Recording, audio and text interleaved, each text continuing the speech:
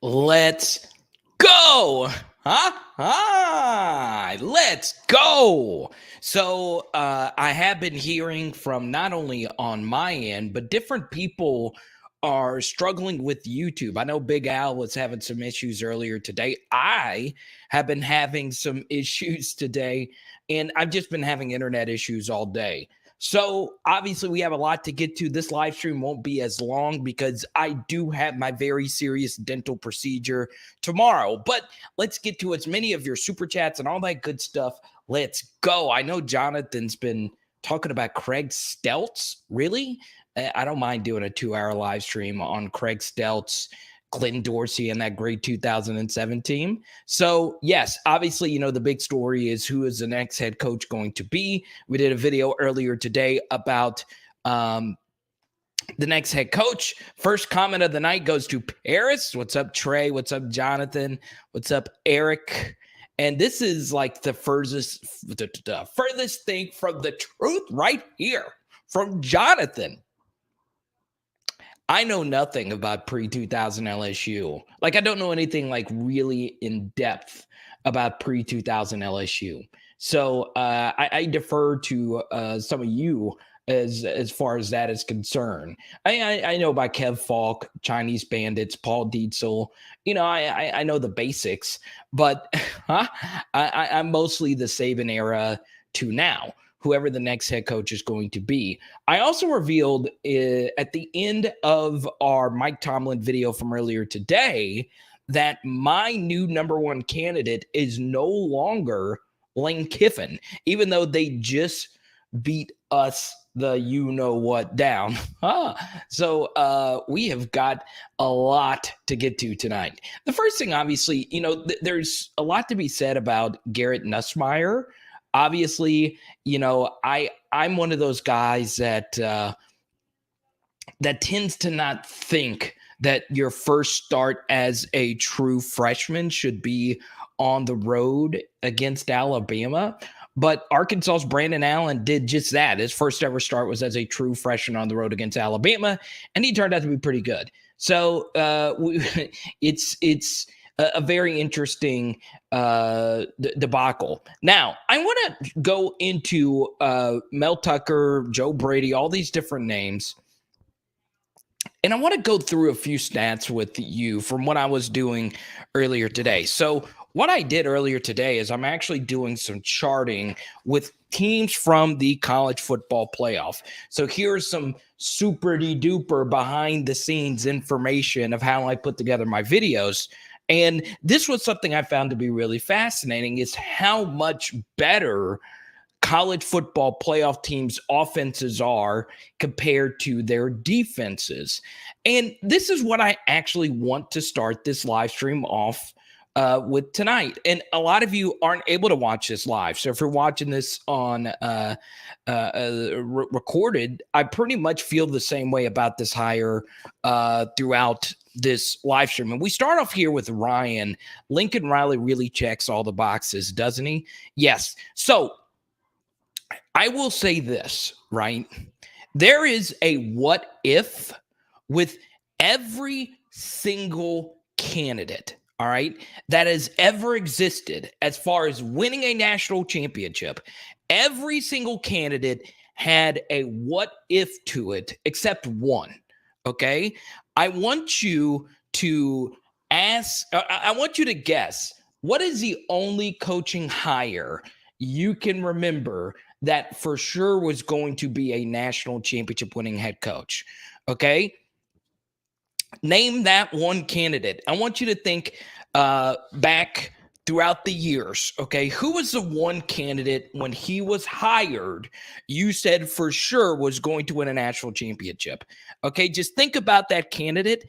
Think about and it could be anyone. Think about your favorite hire, and whenever it happened, you knew for sure they were going to win a national championship. Okay, so Law V says Saban at Bama. Yeah, but Bama wasn't really that good before Saban. So who, Jerry DiNardo, I want you to really think about that. Whether you're watching this live or recorded, Think about that one candidate, okay? So once again, all your super chats are going to the dental surgery tomorrow, and it's going to be pretty gnarly as we welcome in Carvis, okay? So Carvis says, I knew Jimbo would win at Florida State. Yeah, that was a pretty big hire. But this is mine right here, okay? And Ryan, you agree. And Ryan, thanks again for your super chat, okay? There has only been one hire in the history of college football where I said, okay, we really need to watch out for this. And it was Urban Meyer at Ohio State, okay? It's pretty simple. I think every human being on the planet knew Urban Meyer going to Ohio State, elite six.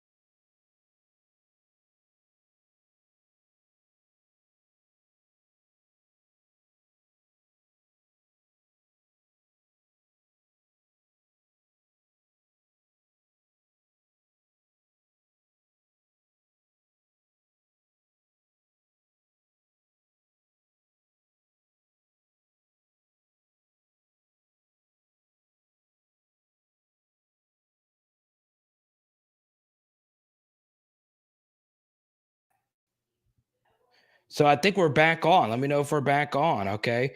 For the tooth, Riley just needs to hire a star DC. For the internet, let me know if I'm back on. I hope I'm back on right now. I don't know what's happening with YouTube and my own personal internet. I did have personal internet issues. Okay, so we're good to go. So Carter forgot to pay the internet. So I'm getting like 3 wisdom teeth removed. Okay. So Urban Meyer was the only candidate that I could 100% say was going to win a national championship at Ohio State. I was like, God dog it. And it pissed me off because obviously, I'm not a big Ohio State fan. And I don't think any of you are like big Urban Meyer fans. I will say this, though. I think Lincoln Riley is as certain as Urban Meyer to Ohio State for a lot of reasons, okay? It makes too much sense, Lincoln Riley to Ohio State, okay? And I think I honestly think this is true.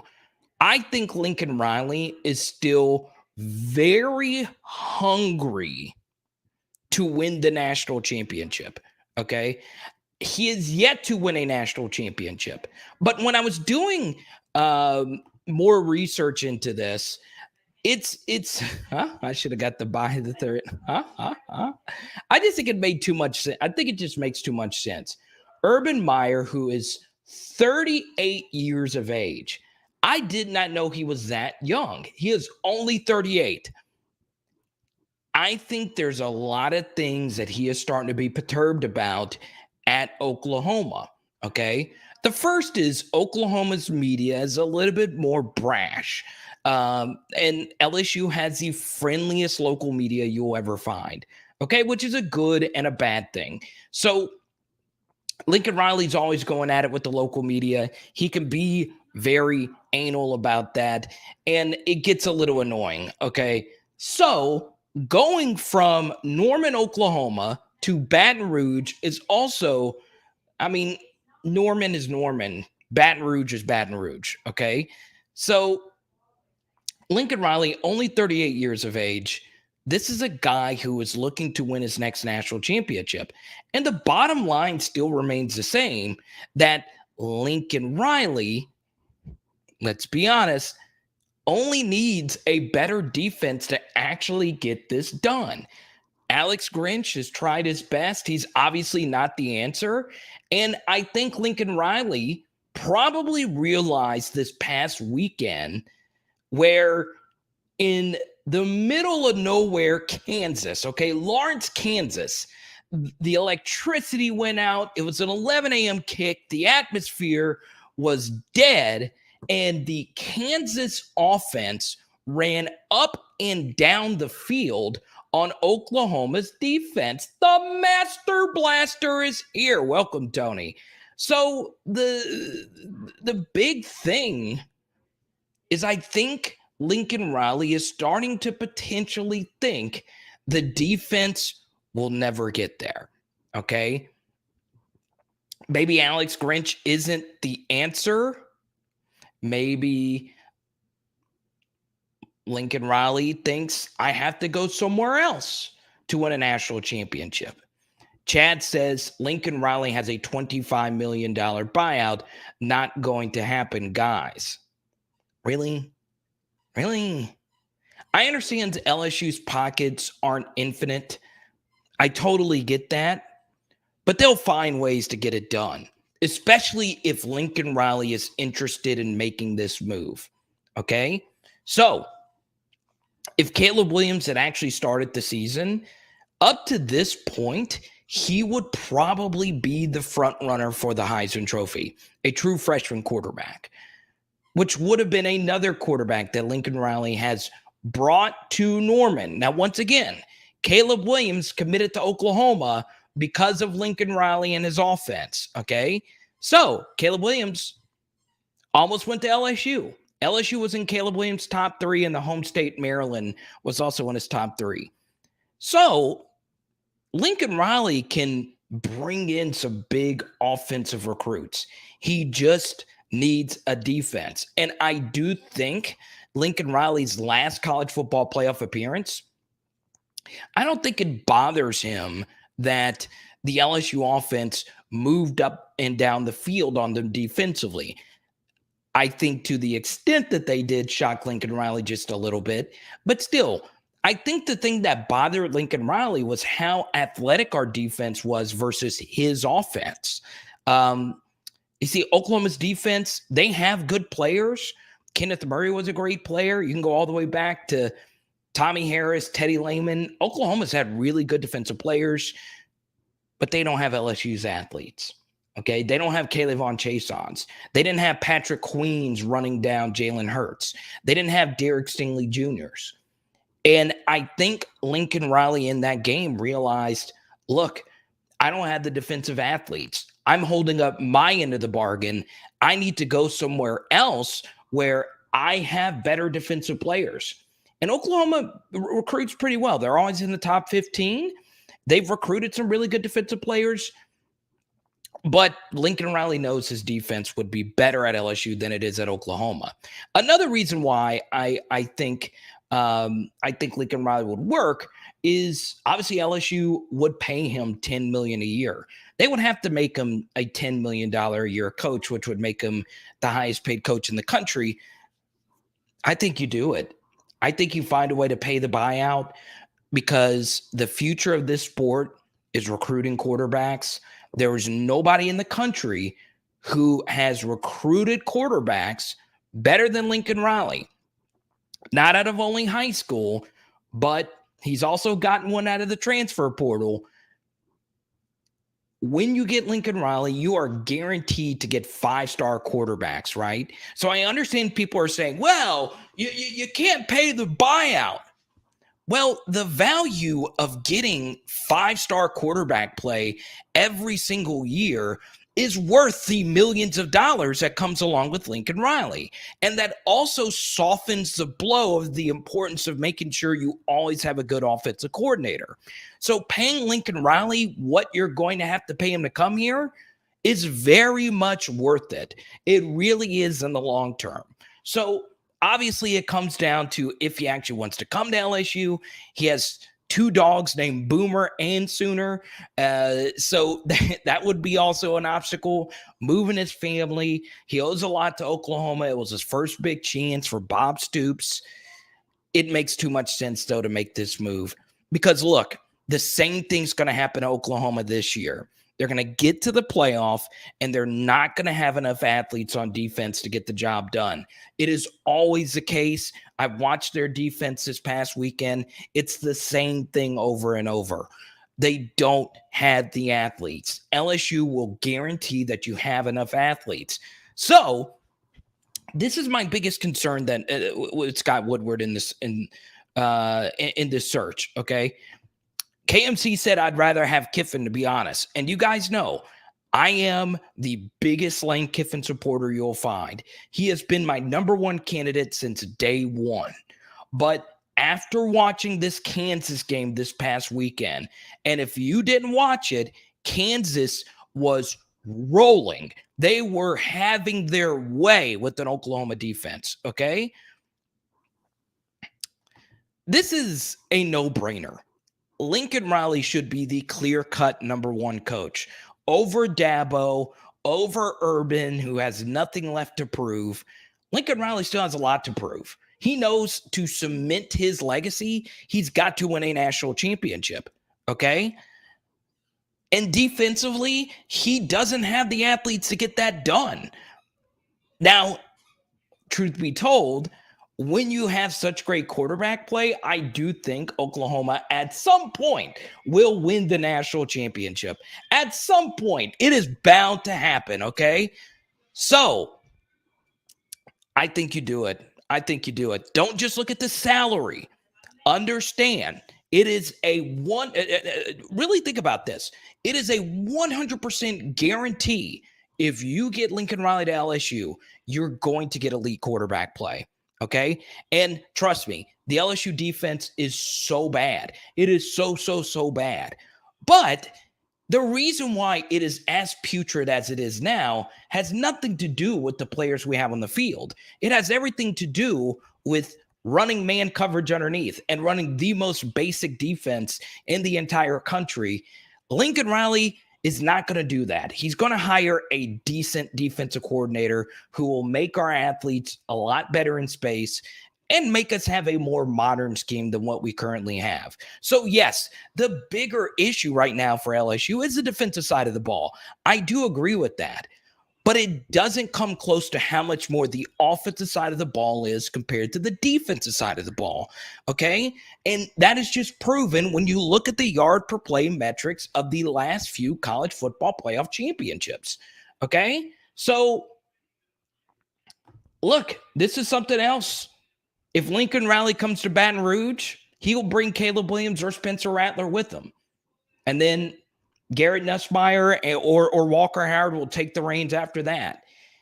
I don't know how he is not the clear-cut number one candidate on everybody's list. I like Mel Tucker a lot. I like Dave Aranda a lot, okay? There's a lot I like about Dave Aranda. There's a lot more I like about Dave Aranda, knowing that more than likely he would bring Jeff Grimes with him. But still, Lincoln Riley's the guy, okay? He is the clear-cut number one guy. It's not even close. I've thought about it all day. I didn't do a video on it because I wanted to do the Mike Tomlin video earlier today. So yeah, I just agree with that. I know it, and I do agree with this, Mark. It does make more rational sense to go after Lane Kiffin, okay? It does make more rational sense, and it won't be as expensive as it would be to get Lincoln Riley, but it just makes he's just better. Okay, and I agree with this. And trust me, there's a piece of me that also thinks Lane Kiffin has a higher ceiling than Lincoln Riley, and that very well could be the case. Lane's really talented. He could be the best coach in the sport 10 years from now, okay? But, I mean, I just think you can't just look at this as Lincoln Riley's salary, right? And here's a good example of this. If we were to get Dave Aranda to come back to Baton Rouge, Dave Aranda is going to make our defense better, okay? And Dave Aranda is doing a lot with the quarterback named Jerry Bohannon, who's from Arkansas. And Jerry's a decent player, but wherever Dave Aranda goes, it's not going to guarantee elite quarterback play. Okay. Lincoln Riley's worst quarterback has been Spencer Rattler, who was the #1 NFL rated quarterback going into this year. Okay. Okay. This is what I don't get, though. This is an oversimplification. Riley's proven in the garbage Big 12, which he has won every season. Every season. Okay. I don't care what conference you're in. If you win it every year, that is really impressive. Okay. The garbage Big 12, which has Mike Gundy in it. Okay. Texas is in it. Baylor's been tough. TCU's Gary Patterson, definitely a top 10 coach in this sport. It's not a garbage Big 12. Don't get out of here with that. Okay. I mean, you can't just live in a world where the SEC is the only conference that matters in college football. Okay. He's proven a lot, right? His best coaching is ahead of him. Okay. I'm getting a bunch of comments now. Let me see. Once again, super chat. I'll get. Let's see. Welcome to the channel, Hitman Actual. LSU's football budget is north of $350 million. They can easily buy him out. Once again, every penny is worth it. Every penny is worth it. I really don't trust Lane Kiffin in Baton Rouge. I don't trust him. He's more underhanded than Coach O and Les Miles. We need a man of high morals. We need a disciplinarian type of coach. That's something else about Lincoln Riley. He's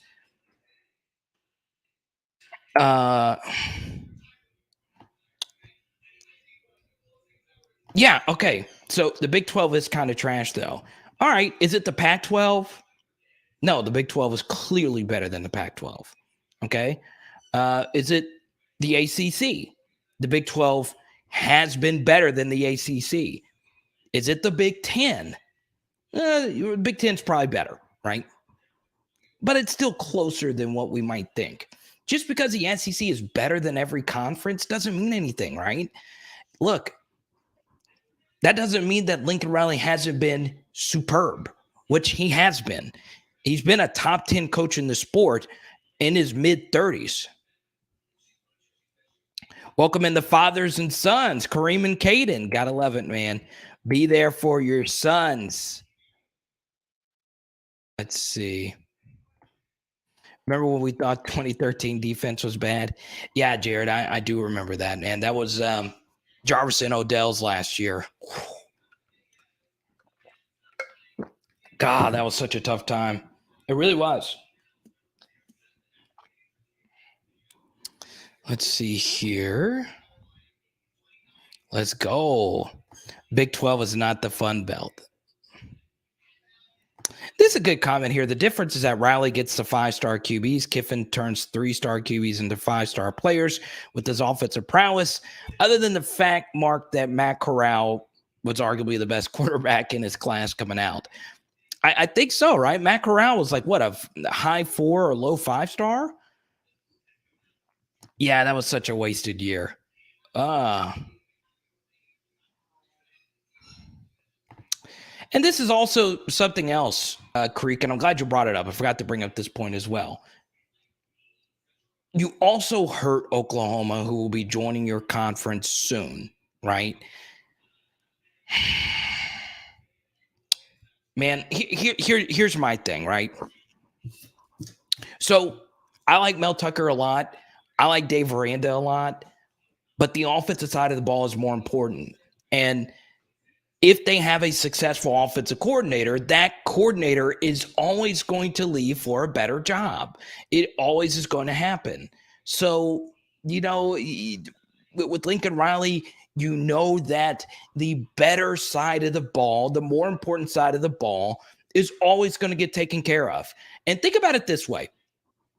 Lincoln Riley's had some beast at wide receivers. Okay, Jaden Hazelwood now, Theo Weiss, but obviously, you know, his big kahuna was CeeDee Lamb, right? He had CeeDee Lamb, you know, one of the best wide receivers in the league right now. Could you imagine him, though, with our guys, with our wide receivers? The best state on the planet Earth for wide receivers is Louisiana, okay? I mean, how does this not make sense? How does this not make sense? Congrats to Caden. Everyone, welcome Team Thompson Bass Fishing. So let me say this really quickly. My girlfriend's dad is like a big fisherman. I've never gone fishing, like big bass fishing. So if you're like a pro bass fisherman, let me know. I'd love to go. When do you think we will know? If it is Riley, everyone welcome Team Thompson Bass Fishing. Everyone drop some fish emojis. I know there's like 20 fish emojis you could drop. Okay. So yeah, Team Thompson, once again, you're gonna have to wait till the end of the year, right? So this next recruiting class, whatever's gonna happen, it's gonna happen. All you got to worry about is Walker Howard, Will Campbell, Emory Jones. Those are the three like must haves. And then my number 4 would probably be, Jacoby Matthews, LaTerrence Welch, or Kendrick Law. I'm also hearing that Quincy Wiggins is really starting to move up boards. But still, as long as you get those 3 guys, quarterback and your 2 key offensive linemen, this recruiting class won't suck. Also, something else you have to keep in mind is this is the best true freshman class of the modern era at LSU. Statistically, stat shares, whatever you want to look at, I can't remember a true freshman class that has played as much as this one. And not only done that, but played as well as they played. So yeah, it's going to be very interesting as far as the next recruiting class is concerned. But I do think there you go. You're getting those fishing emojis in there, baby. What's funny? Team Thompson Bass Fishing. I thought that MLF in the background, I thought that said something else. I was like, whoa, I really want to go fishing now. I'm kidding. But still, am I the only one that thought that? I was like, wait, ML. I was like, what is this? Man. Yeah, I would love to go catch some fish.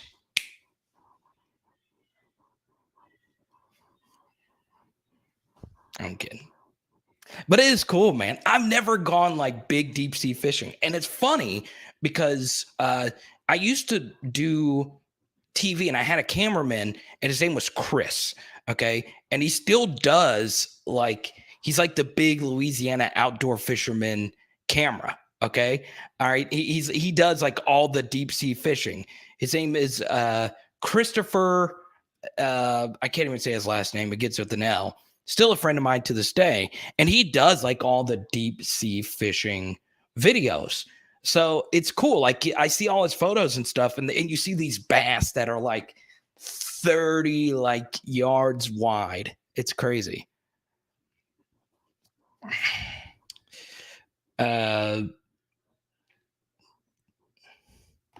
We all would like to go. We'd like to be on that boat. He hadn't commented since I made that comment. So I hope you still like the channel. Huh? I guess probably like, wait, what kind of channel is this? So Team Thompson Bass Fishing. This is so interesting. I want to go fishing now. Our bass 30-yard wide? I don't know how big bass are. I don't really know.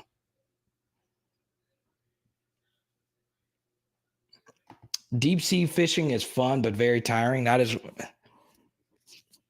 I had a bunch of friends in college. My guy Desmond Champion is like a big fisherman. Like he's in like big contests, right? And he sends me videos all the time. Well, he hadn't sent me one in a while. Oh, Major League Fishing. My wife is from Walker. I'll get in touch with you when we head that way during the off season to hook up. Yeah. Okay, cool. Just let me know. I'd be down, man. So bass aren't that big. So what is the fish? Is it like tarpons? What kind of?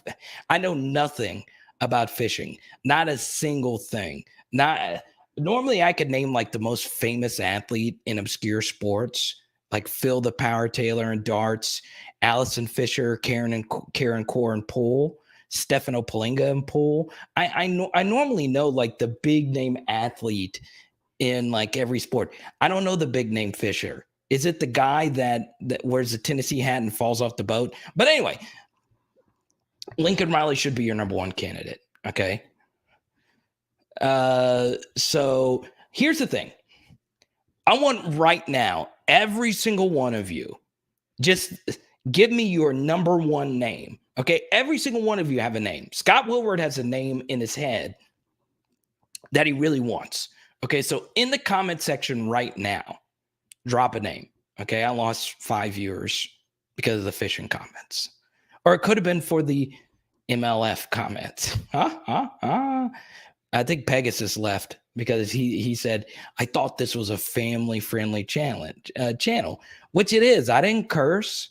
That's up for your imagination. MLF can mean anything. All right. Mel Tucker, Jimbo, Urban. I guarantee you the only wrong answer would be Urban, right? Here's why, okay?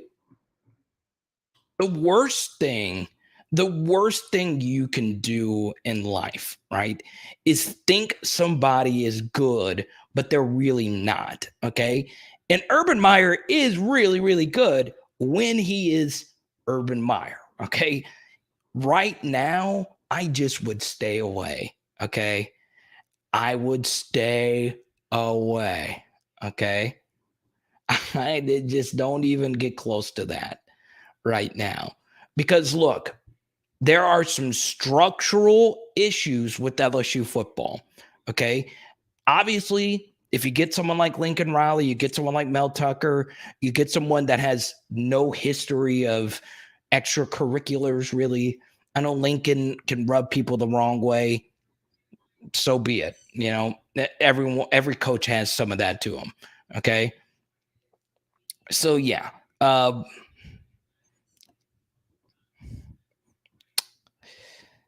I honestly do think the coach needs to be someone that is still looking to prove something. Okay. Now, understand, you guys know how I feel about this.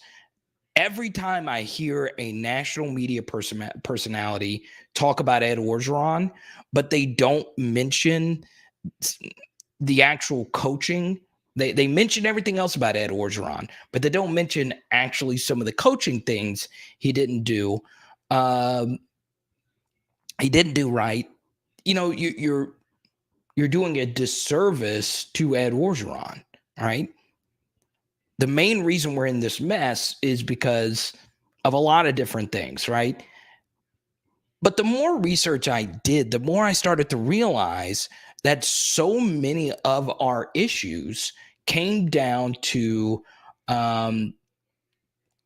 it came down to honestly losing a lot of players, losing some coaches, but really a lot of this came down to some really bad philosophical decisions Ed Orgeron not only made with the scheme, but in recruiting, right? I'm going to tell you this right now, okay? One player, I think, from the 2019 team that we don't focus enough on, who would have been unreal at LSU. Okay, I've not looked up to see how he's done at Baylor, but Siaki Ika is a really good football player, right? I know you go look up, well, he only has 9 tackles right now, but so what? I mean, that guy ate up space, all right? He just destroyed people, okay? Maybe he had some off the field issues I don't know about. Maybe he did. I don't know if that's what you were commenting to. Thank you. Oh, this is going towards our next fishing trip, man. Our first fishing trip, Team Thompson Bass Fishing. Super sticker. I like it. Let's see. What are we going to use this $4.99 for? I'll get the first round of bait. I do know this. I do know it's like $20 to even launch your boat. Like, that just seems like a non-negotiable for me. Just for me to launch my boat off a dock, it's $20. I think it should be free to just be able to get in the water, right? So, yeah, you know, we focus so much on Marcel Brooks. God, Siaki Ika was going to be such a great player for us, guys. He was really good, and he was learning from Tyler Shelvin. I mean, Ika moved bodies in 2020 when he actually played in the 4-3. And I don't know what happened. He could really play though. His South Carolina tape, go back and look at it. His South Carolina tape in 2020, he was moving people, right? We'll get defensive studs. We just ran a bunch of them off. And honestly, I know this is gonna sound like me covering up some of my bad predictions. I was really high on Mo Hampton. Man, I'm sorry.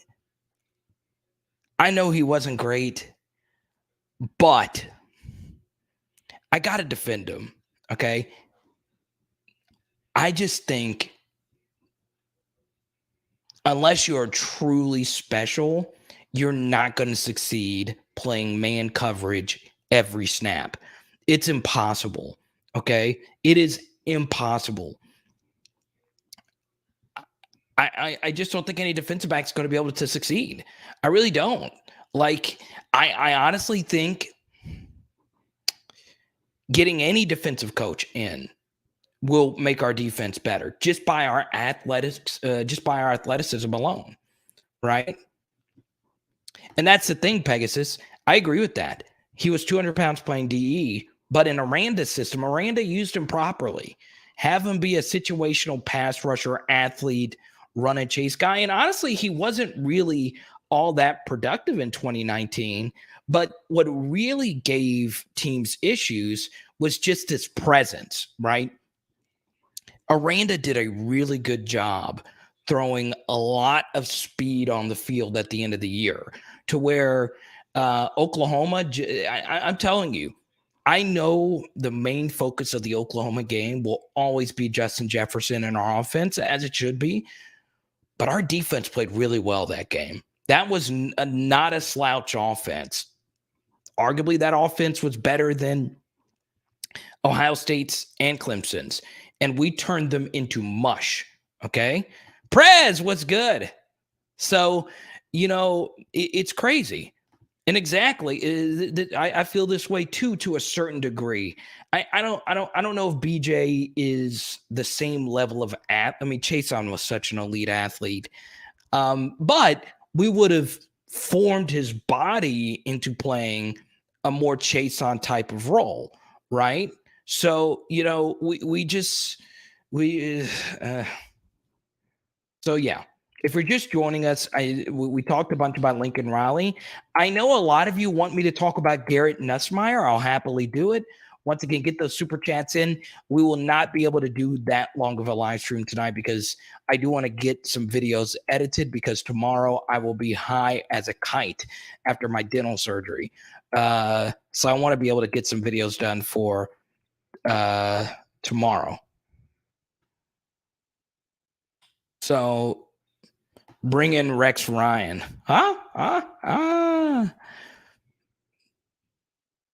Bring him in. Why not?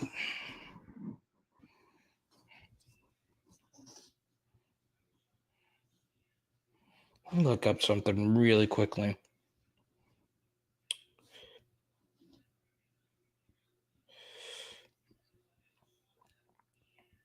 Getting some Deion Sanders.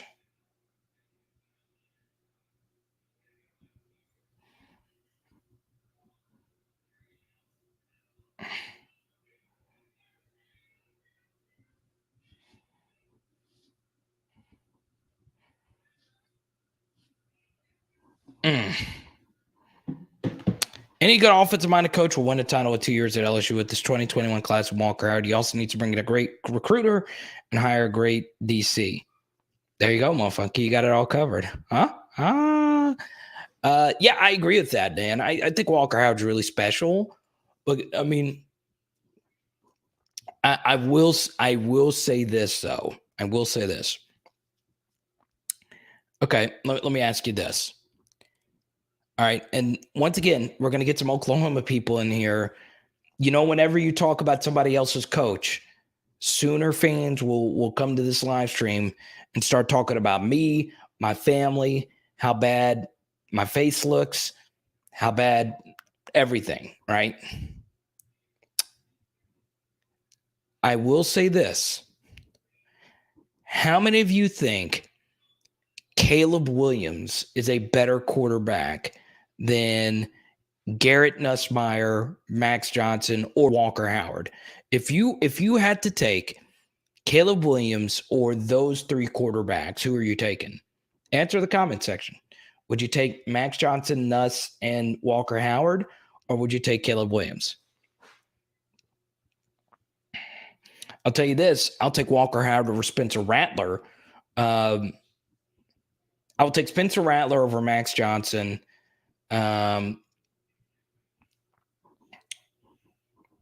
see. So you think Walker Howard is better than Caleb Williams? Man, you guys know I'm a Walker Howard stan, and it's bad. I cried. I freaking cried when he got hurt a few weeks ago. I didn't cry. But when Blake at Are You Serious texted me, I was like, dude, Walker Howard got hurt. I was like, he knows how big of a fan I am of Walker Howard. I was like, God, dog. Oh. So Team Thompson says, PJ says Nuss. PJ saying Nuss over any of them. Okay. Caleb does have a little bit of I'm trying to think of a good comparison. He's got a little bit of a Baker Mayfield to him, right? It's very interesting. He's not a Jalen Hurts all business kind of guy. Caleb Williams has a little bit of sass to him. Now, I will say this. The Oklahoma game was rough. I mean, he made some bad decisions there. But it's crazy, though, and this is another thing about Lincoln Riley. They practice. Did anyone see the fumble play at the end of that game? That was the most heads-up play I think I've ever seen. And they said that they practiced that.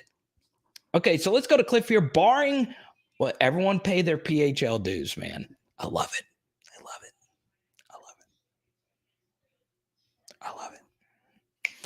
Barring what the LSU president wants, I think Kiffin is the answer if he can get going on his fourth down under control. So Cliff and I, so for those that don't know, Cliff is one of the few viewers that I knew previously to starting this channel, which is really cool, man. It shows you the power of LSU football, that I've gotten to meet all these people. Heck, I never thought I would be friends with a professional bass fisherman. That's really cool. I mean all you guys. I get to know a good bit about all of you. By the way, I do want to say that and I wasn't able to say it smoothly to start because we had so much internet issues and YouTube's had some issues tonight as well. I do want to show some love to Tony. Tony, a lot of you know Tony Roya. He's a big part of our PHL community. He did lose someone very close to him. He did lose his father. Tony was the one that gave me this Card of the Power shirt. So Tony, you are you're in our hearts, man. I'm telling you, man. It means a lot. It means a lot, Tony, that you've been a supporter of the channel. So yeah. He did look good in the TCU game. Now, look, Lane Kiffin's been my number one candidate, and he's my number one rational candidate.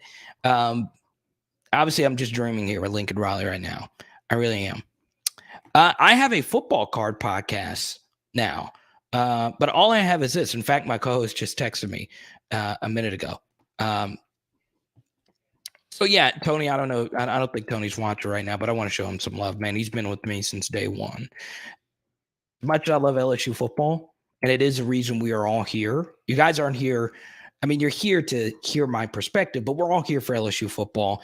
It is way more important. Okay. I always preach fatherhood because most of our viewers are men. If you are a father, like Cliff, like Jared, like everyone in here, Caden and Kareem watch together, I'm always there to support fathers. I'm not a father, but my father was there for me growing up. So, Tony, I know how much your father meant to you, man. I really do. What do you think of Napier? I don't know he's young. Speaking of Kareem and Caden, I like Billy a lot, but I think he's, down the list. Matthew Hammock is a new dad, and Matthew actually is someone that I knew prior to starting this channel. Okay, PHL dues aren't anything. It's just a saying he says about super chatting and all that stuff. So yeah, everything I do for now is it's free. I am starting a Patreon at some point where I'll do extra film studies and membership stuff. But I wanted to make sure have the surgery, get a few other things done, and I do want to mention this really quickly, okay? And this is bothering me a lot. The LSU Bama game, you guys might be an 11 a.m. kick, right? It might be an 11 a.m. kickoff. LSU versus Bama. Okay? 11 a.m. Can you believe this? Can you believe this? 2 years ago, we were roll tide what F Ewing in Tuscaloosa. We were partying at midfield with the greatest team of all time. And now we are worrying about setting our alarm clocks for an LSU Bama game.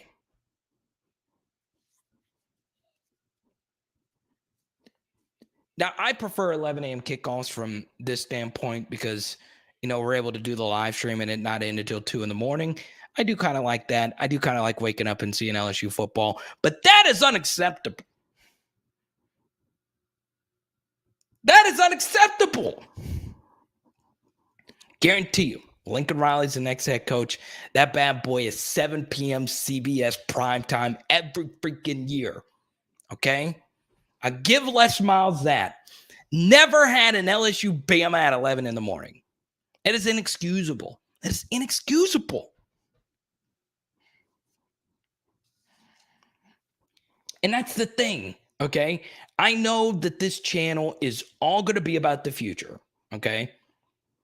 But the reason why I'm always going to do a film study at some point after each and every game is because I want to show love to the guys that are actually fighting for us right now. There are still guys buckling up the chin straps and fighting for us. And I know Damon Clark is getting a lot of love, but I want to show love to Neil Farrell, who's actually been playing really well this year. He's got nothing else to play for, really. He's still going out there and probably making himself some money right now. Neil Farrell's going to play in the league. His film's really good, right? There's a few schematic things that he needs to work on, but he's playing really well right now. He's moving bodies. How many of you thought Benny Logan would play and be really good in the NFL for a long time? LSU's had some underrated defensive tackles play in the league for quite some time. But there are some other seniors out there that are just out there fighting for us. And it sucks knowing that every day that they walk into the facility, everyone that is a fan of LSU football is thinking about whatever's going to happen next. And I hate it for them. I hate it for them.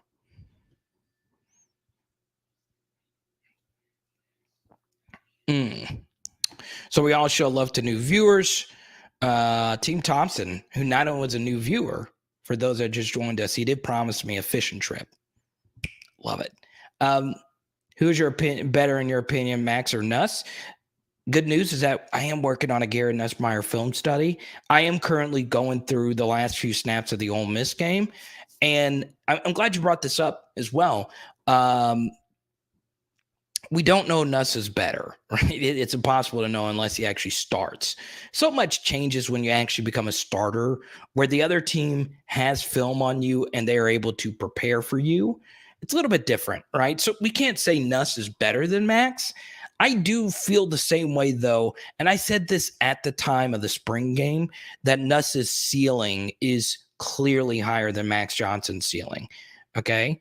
So yeah, everyone say hi to hey. So yeah, The better. Who's better, Nuss or Max? There's some things I like about Nuss. Obviously, the Malik Neighbors touchdown throw was special. He did have the 2 best throws of the spring game. He also had 3 picks. He also doesn't ever hit his checkdowns. He also tries to make the most difficult throw almost every single time, which is unsustainable. There's a lot of things you like. There's a lot of things you dislike. There's going to be some nasty moments as well. I do think he's going to have a rough time doing what he did in high school as far as extending plays are concerned, because Nuss is a really good athlete, but he's not a Kyler Murray type of athlete that can run. I'll put it this way. The defensive ends he's going to go up against are as fast as he is more often than not. So that means you're not going to be able to run away from guys like Kyler or whoever you want to mention. That's a really good dual threat. So yeah, speed-wise, he has some athletic limitations, but his arm is really special. Okay? This is a good super chat right here. As you guys know, super chats automatically get to the front of the line. Okay? What do you think about this is a good question. What do you think about swapping Darius Jones and Jay Ward? Darius seems willing to tackle and is physical. Jay Ward to me is a CB and not a hybrid DB safety type. Yeah, look, this is a really good question, okay? And this is a deep cut question. And we do need to talk about this because Darius Jones and Jay Ward will both be back next year. Jay Ward had a bad game versus Ole Miss, and he had a rough game versus Florida, in particular the Hail Mary play where he tried to make an interception when if he just bats the ball down, we don't give up a touchdown there. I don't know how I'll say this. If he was coached to go for the interception, or if they haven't taught him to bat the ball down instead of going for the interception to pad your stats, that's a structural issue, right? Jay Ward has not been the same player since the UCLA game where he took one of the most vicious truck sticks I think I've ever seen an LSU defender take. And look, Jamal Adams got truck sticked twice really bad when we beat down Arkansas. I mean, he got destroyed, but Jamal Adams is not a regular human being. He can get up from it. Jay Ward has not been the same player. You guys saw the film study from this past weekend. If you haven't, there were 3 instances I counted where Jay Ward avoided the hit altogether. Also, his open field tackle ability is in question as well. Okay, I've gotta say, man. Maybe you look at Derek Davis Jr. Darius Jones is very interesting though. He's had some good snaps. Obviously, Max, he had the stupid penalty against Florida. You can't really hold that against him though. Yeah, Mo Funky, that's murderous. Nick Saban is licking his chops right now at that.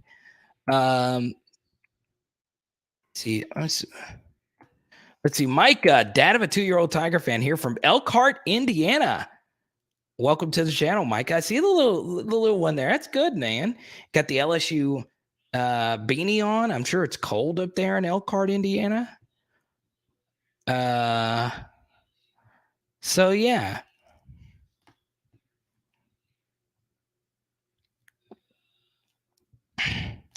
Yeah, Michael. I honestly do think some of it though. Dude, look, I know this sounds like I'm beating a dead horse, okay?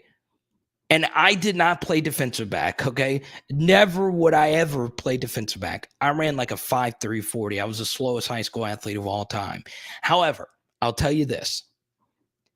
It has to be defeating knowing that every single snap you're playing man coverage. And not only are you playing man coverage, they know you're playing man coverage. And they know you're not blitzing, okay? Part of the fun of being a defensive back is getting to blitz, okay? Think about all the great pass rushers at LSU. Okay, I want you to really think about this, right? Cody always rocks PHL merch. Look at that. He's got the PHL merch in the photo.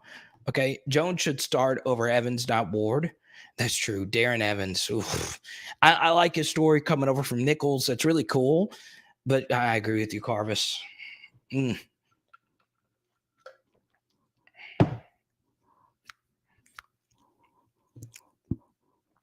That's I said 5'4".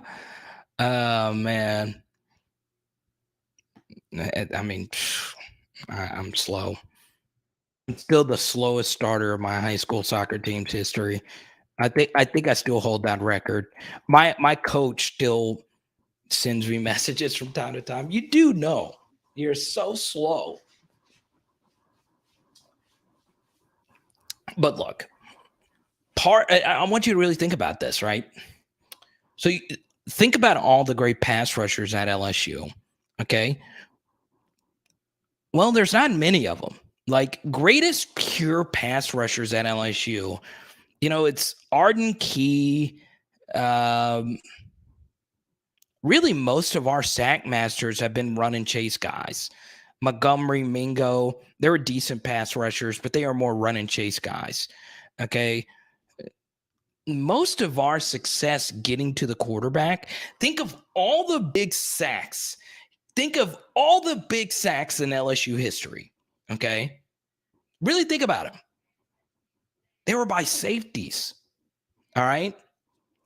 The most iconic sack in LSU history. Okay. In the modern era.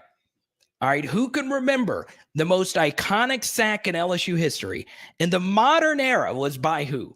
Okay. The clutchest, most iconic sack. All right. Let me know.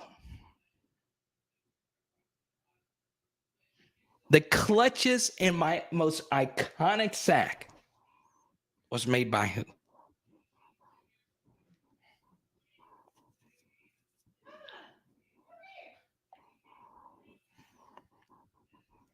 Boom. Boom. You got it. Chad Jones, 2007 versus Bama. Okay. Devin White had a lot of them.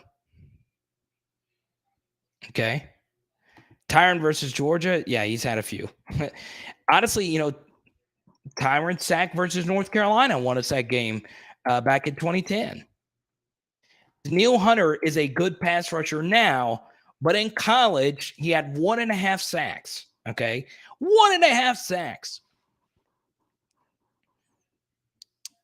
Who was our defensive line coach? I think it was Brick Haley at the time. Not a great pass rush coach. I'll put it that way. I like Brick, but Daniil Hunter's pass rush moves were so bad. Okay. He got some decent coaching in Minnesota, and that dude is a freak. Jared, what's good? It's Chad Jones. All right. That is true. Delayed blitzing linebacker, 2003 national championship. Lionel Turner, I believe that was it. Okay. So there you go, Max. I have that framed and signed Chad Jones tackle. Oh, we got some Elkhart, Indiana love tonight. I love it, baby. Good stuff, Dev. So think of all the great LSU teams. Our best pass rushers have always been linebackers and safeties. Okay. Because we have these freak of nature hyenas that play for our defense, right? We've had in the past 2 decades, one player in the past 2 decades has had double-digit sacks. Okay? And that was Arden Key. Arden Key is still very underrated. Okay? Very underrated. We don't talk about him a lot because his last year was very injury-filled, off-the-field stuff. He slid in the draft. Arden Key, though, his sophomore season was so freaking insanely good. Still to this day underrated. Still. Hadn't had many of those guys, right? So, One guy we haven't mentioned was a guy who led the team in sacks in 2018, Grant Delpit. Okay? And who could forget this guy, Jarvis Landry? So we have this history of amazing blitzers. And we just happen to have someone who could be the best of them all on our roster right now. Sage Ryan. I think Sage Ryan has the potential to be something special. Okay? Heard this from a good source that Nick Saban was recruiting Sage Ryan super hard because he wanted his next Xavier McKinney. All right. Xavier McKinney was an excellent player at Alabama, and he killed us. I mean, Xavier McKinney destroyed us. He was the one guy in 2019 that I was like, he was giving us some issues. And Sage Ryan was going to play that jackknife star, do all everything linebacker safety position. And Sage Ryan is balling out right now. And there have been multiple, if we go back to the LSU Florida film study we did, there have been multiple opportunities to blitz Sage Ryan off the edge. But we won't do it. I would not, if I was a defensive back, if I was a safety, knowing that I grew up watching Tyrann Mathieu highlights, I grew up watching Chad Jones highlights, I grew up watching Jarvis Landry, Sleepy Halloween, ripping heads off of people. And I came to LSU knowing that I never got the chance to blitz. That's part of our framework. That is our DNA.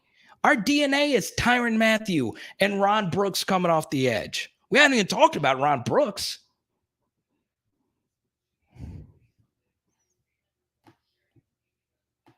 Key was nasty, but we've had more great blitzers than we've had pass rushers, right? We don't even use them.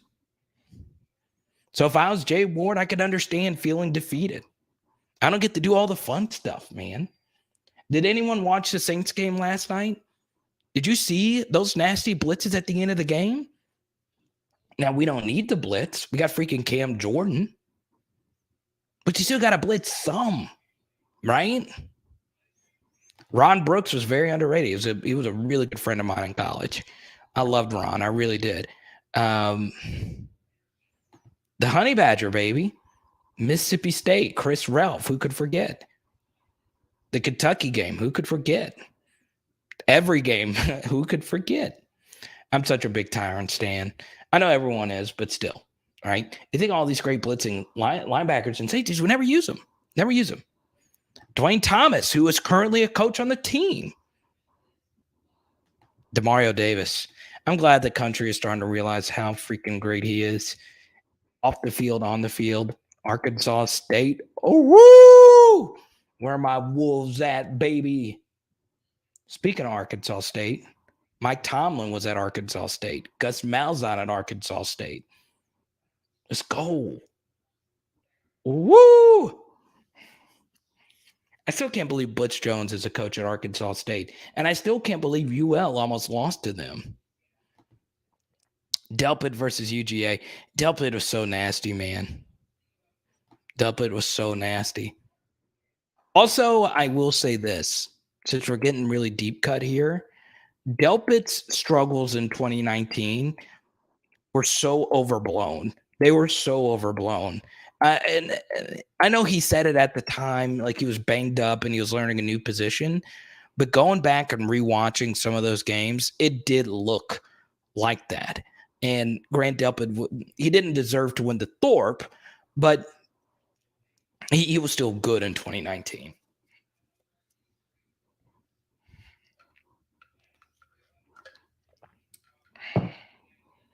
Let's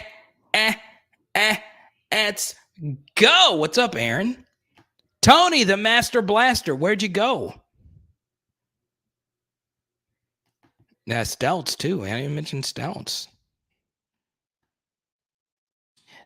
Stouts' big hit in the Bama game, though, was when Chad Jones got beat in coverage and Delpit jarred the ball loose. I mean, and Stouts jarred the ball loose. Cam Lewis has played okay this year. We got some Damon Clark stands in here. I love it. But once again, You know what's funny? I still think Damon Clark could be a standing outside linebacker in the NFL, kind of like more of an edge guy. I mean, he's not going to be like Khalil Mack, but I mean, like, I still think he's going to be a good player. I really do. This was my only move, Mo Funky. It worked every time, though, man. That swim move, baby. That's why, Jaquelin Roy has kind of become my favorite player on this team because his swim move is just so beautiful. His swim move is flawless. Jaquelin Roy is like a good comparison would be Chris Jones, Mississippi State, Kansas City Chiefs. They're pretty much the exact same player.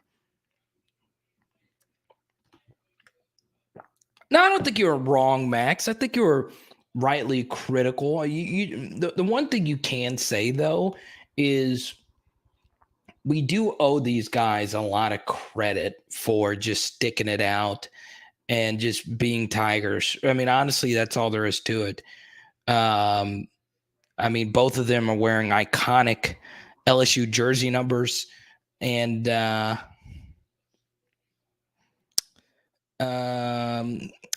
do think, and I don't think you're wrong, right? Some of their greatness has to do with longevity. So they've had a lot of snaps to finally figure out the positions and some of the things that they're trying to do. But yeah, I mean, I don't think either one of them were ever that bad. I just think both of them are a victim of scheme. Let's talk about Mason Smith really quickly. Thank you, Max, for the generous super chat here and all your generous donations. And I really do appreciate you. Can we please move Mason Smith back inside? I agree, Max. And I also think, look, at this point, I would play Savion Jones a lot more.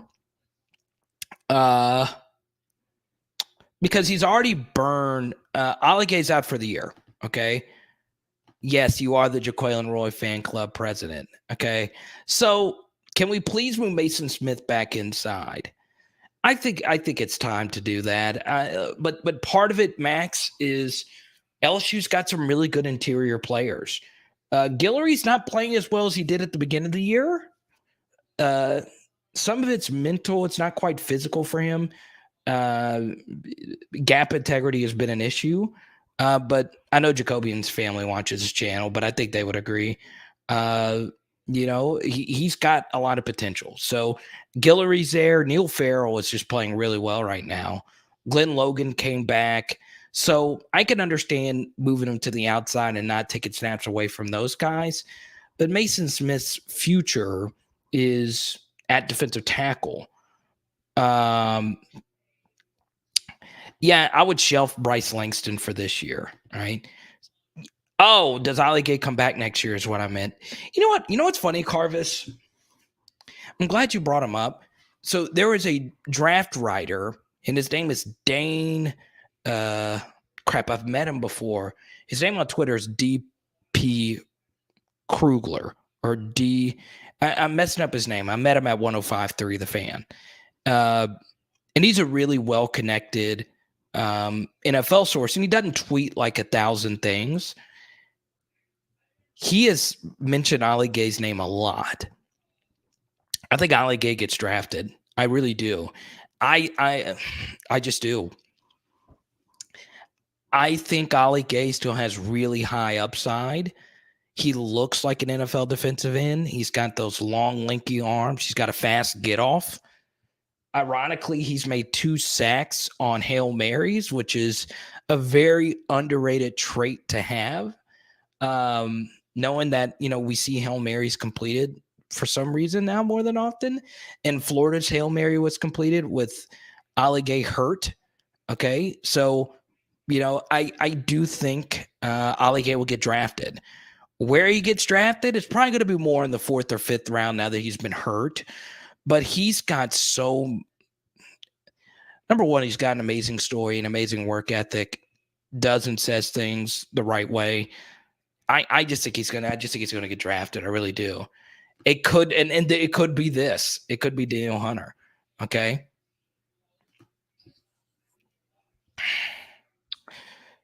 So you know what? To go back to Max's super chat here, Who?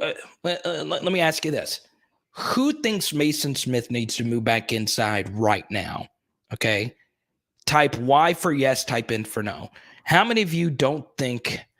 How many of you think Mason Smith needs to play DT right now? Just quit the defensive end thing.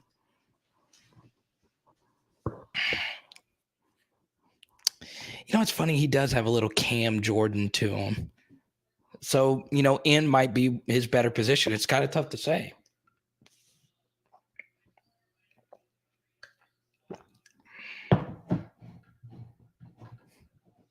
Y'all, while you answer this question, the best side dish on the planet.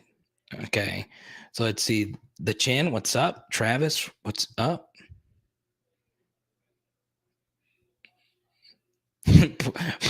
put Mason Smith at QB. I would like to see him in the Wildcat, man. Yeah, why not at this point? Hey, Chris, what's good, man? So, guys, while you answer this question, you guys have got to try paneer. Okay, Palik paneer. Okay, it's an Indian side dish, right? It's so good. It's got these. It depends on which kind of paneer you get, right? I get the kind from Trader Joe's, right? So it's not quite Indian. It's probably not as good as Indian paneer. I don't think I've ever had like authentic Indian paneer, right? I think it's Palik paneer. Okay, it's like green. It looks like a spinach. Yes, it's like a cream spinach. It's like a cream spinach. Okay. Balin, what's good, man? So Mason does struggle with some run blocking inside. Jaquelin Roy does as well. So that's part of the reason why Neil Farrell plays so much is because Neil Farrell moves bodies. Okay. But you've got to try it. You've got to try it. Okay. It is unreal. It'll change your life. Jeff, what's good? I want Mason to play as close to the ball as possible on every play. Yeah, that's the cool thing about Mason is that he's one of the, a lot of people say this. He really is scheme versatile though, right? So yeah, and at Homa at Terrebonne High, he played defensive end. He played the 3-4 defensive end role. So kind of like a 5 tech, right? Which is a little bit different, right? Once again, it depends on your numerical system. So yeah, he's a solid football player. Now, where is his best spot?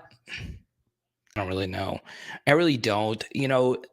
His defensive tackle, pass rushing repertoire is really good, though. So I would lean towards playing him at DT. I would, right?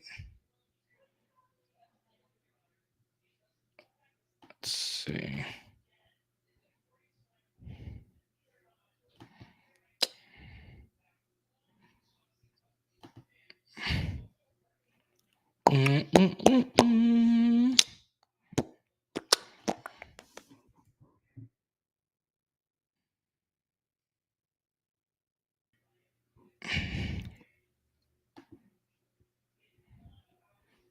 Well, I don't know, Mark. That's a good question.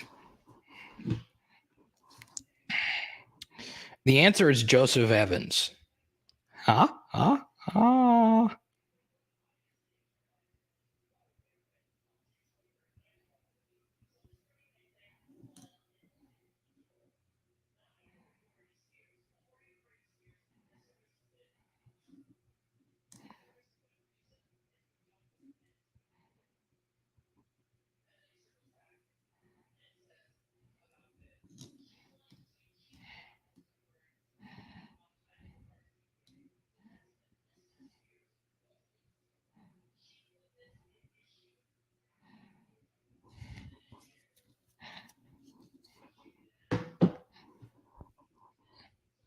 Spencer Payne. I love it, man. Very underrated. Spencer Payne's a good teammate. You want to know why he's a good teammate? Because when we really needed him in that Florida game last year, to jump on field goal team, he was ready to go. Love it.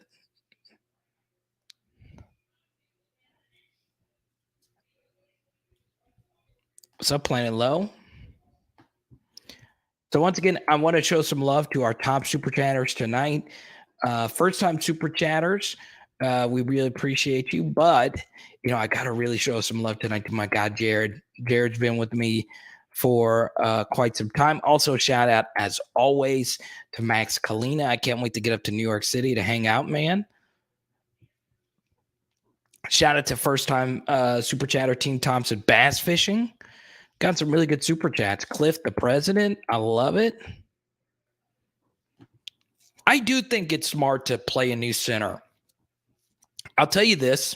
I know this is going to sound strange, but for the ULM game, it would make no sense to not treat that game as a JV squad game, right? No one's going to be there anyway. And if we lose, we lose, right? Play all young guys against ULM. Play a new offensive line. I mean, Jack Besh will go out there and win us that game, right? So please, if anybody from LSU is watching this, play a new center before the end of the season. At least see what you got. Try Chemo McAnioli, right? I had a few people from Florida just randomly message me and say, "You better watch out for Chemo. He could move bodies."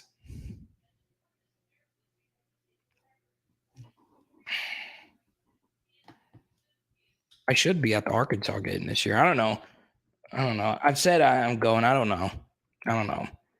Haley and I, we really want to go, but I don't know. But really, don't play Ed Ingram. Don't play anyone. See if you have. Just play 5 new guys. Play Cardell. Try Cardell at center. Just do something. There's no reason to not try anyone new. There's no reason. Play everybody on the roster. Okay. Antoine Sampa, Josh White, Jordan Tolles. Play them all. Play the walk-ons.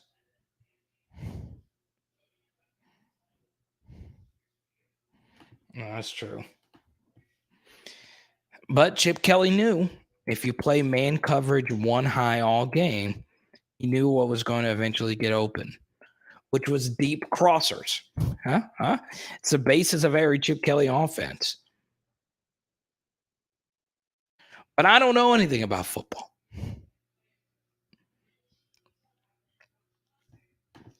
Savion Jones.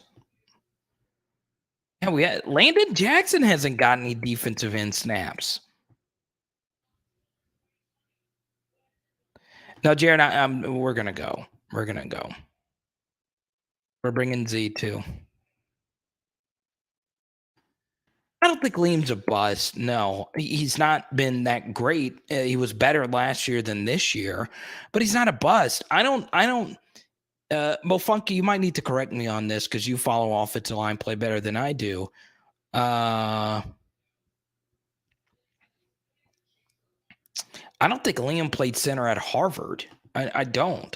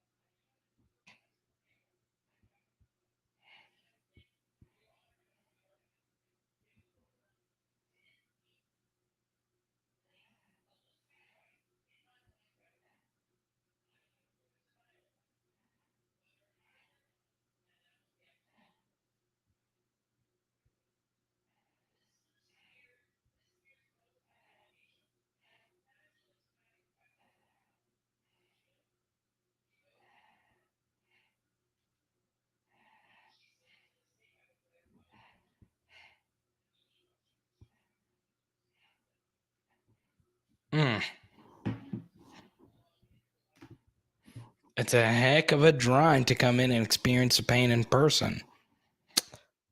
True. I don't even know what to think about that game. Huh? Yeah, I just don't. I don't know. And it just doesn't. And Grant, thanks for super chat. It just, some of the roster decisions did not make any sense. Okay, every single one of you watching this, unless you're actually a Division I coach, we're not as smart. Not a single one of you has ever made the claim that you're as smart, or I've never made the claim I'm as smart as any of the coaches that currently coach for LSU, right? But I'm telling you, some of the roster moves have been so nonsensically bad. Okay.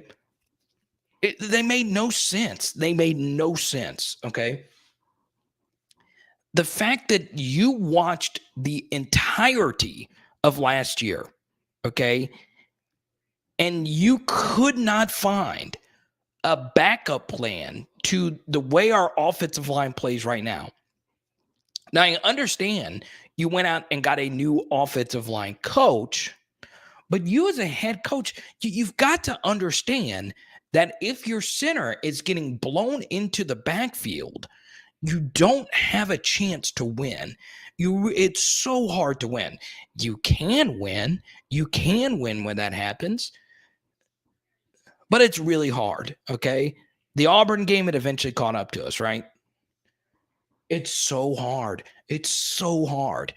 And the fact that, and it could just be, I'll say this, Lingham has gotten blown into the backfield more often this year than last year. It could just be that teams finally figured him out. But I also think playing all the snaps he's played has started to catch up to him. Okay. So, yeah.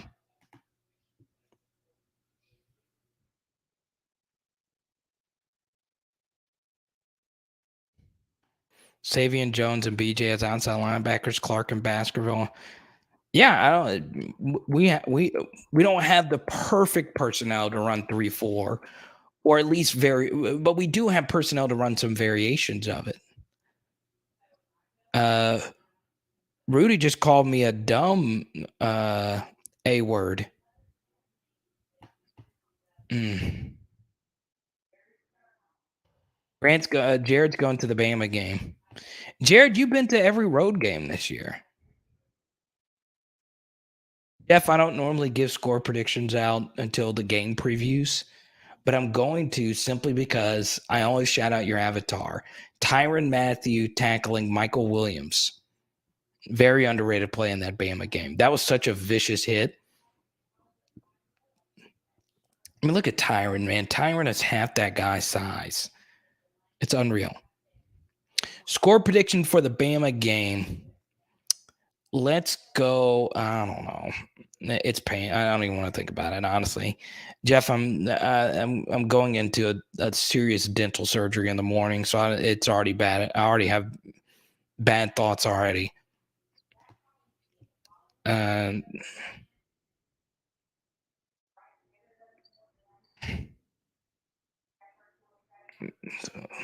One of the, you can make a case Tyrann's the best ever. You really can. All right. You could make you can make the argument versus him and Joe. All right. You can make an argument. 48-10, 56-7. 29-0 Bama. Oh, Max. Why inflict even more pain? You want to know something funny about the 2018 29-0 score? You want to know what's funny about that? Is I sat next to PFT and Big Cat from Barstool at that game. We were all in the press box. Hank was there, and for you Pardon My Take fans, they didn't have seats for us in the press box. Okay, so we sat in like the way the LSU press box is. We sat next to the buffet, really. We had to watch a game on a TV, and the game was so bad. I was happy we didn't actually have to sit and watch the game. So that's my only memory from that game. It was so bad. So bad. Let's see.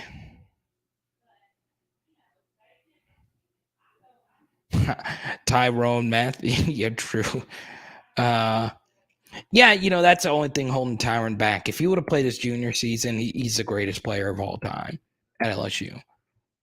Okay, Joe will always have the best season, but if Tyron would have played his final season, he would have been the best ever, with very little argument.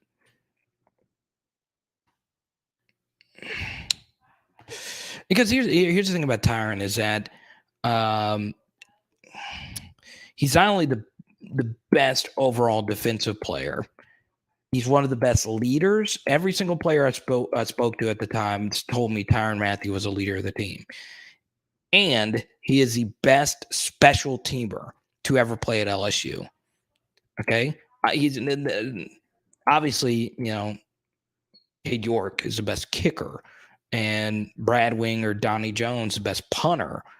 But Tyron Matthew is the best kickoff coverage, punt return,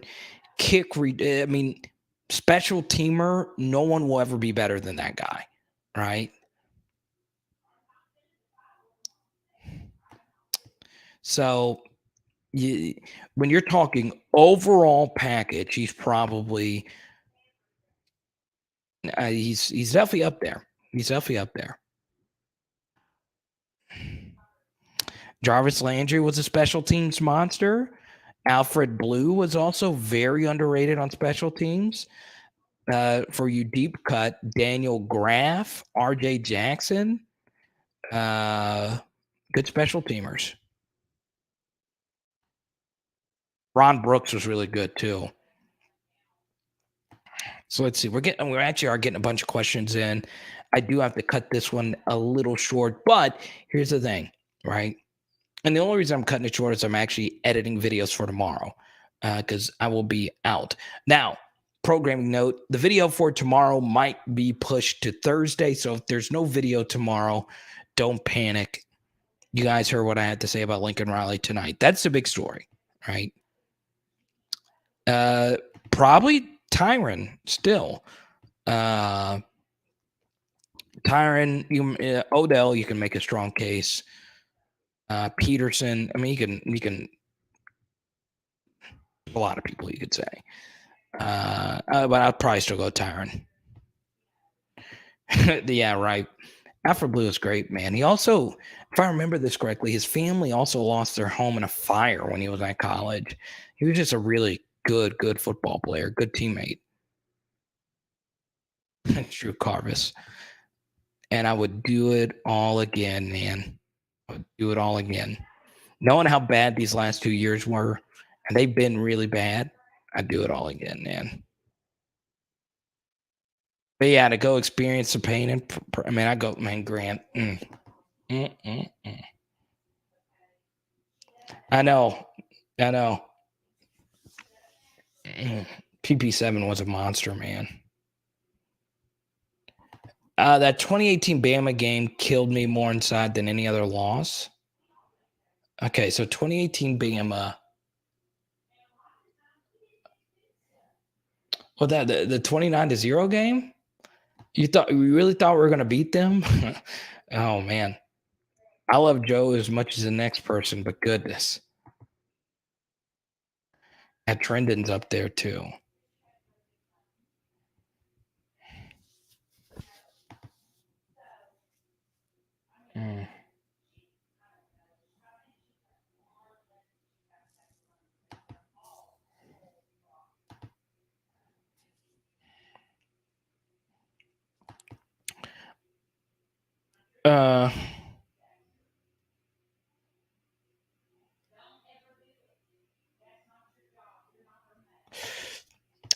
Well, Trenton Holiday was from Zachary. I don't think he played under Saban, though.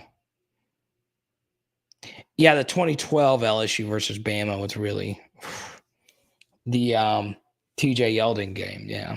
I felt bad, man. That was tough. That was a tough one. That was one of the games where if we had Tyron, we'd probably win that game.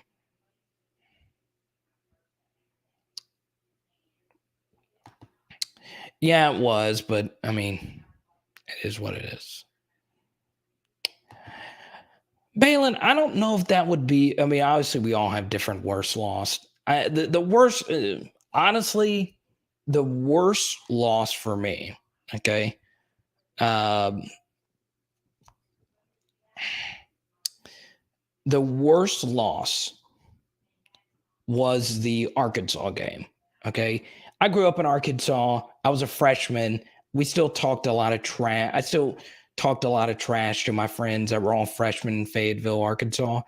So yeah, that one hurt, but it also hurt because that was the only time on our own field that we directly lost the national championship game, right? That was it. I think we tend to forget, we feel different about that 07 team because, we had a lot of miraculous things that got us into the BCS championship game. But, I'd have to say that's the most brutal loss. It was in triple overtime. We couldn't stop McFadden, man. And I think we can all agree that guy is the one guy who probably deserves a Heisman more than any other SEC player. It's Darren McFadden, man. McFadden was a monster.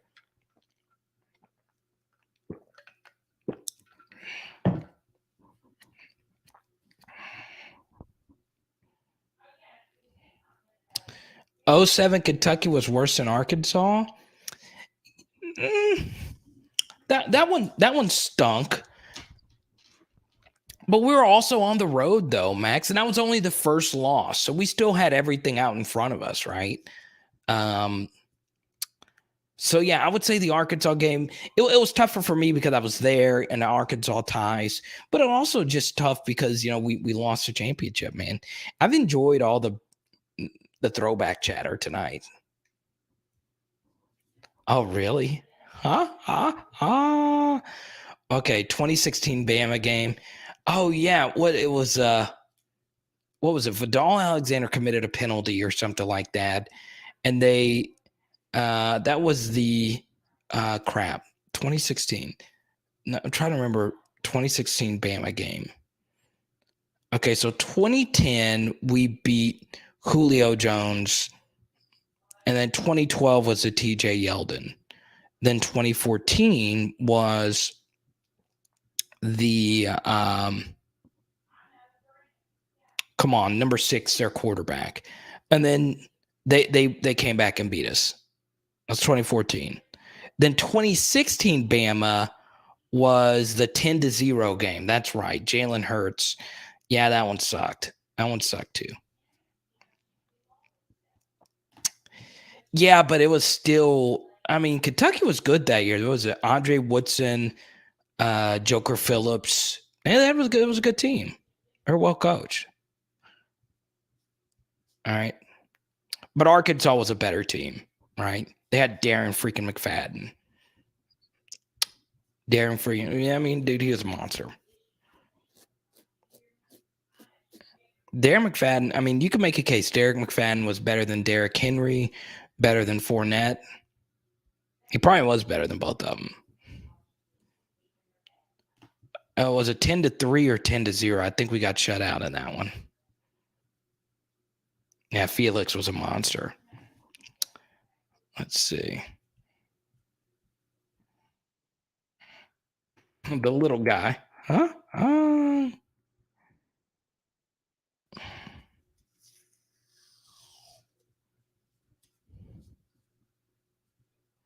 I love the sound. I love the sound of painter's tape going off. How good does that sound? That sounds so smooth right there, man. Look at that. It just sounds so smooth. Do it one more time. Favorite current player at LSU? That's a good question.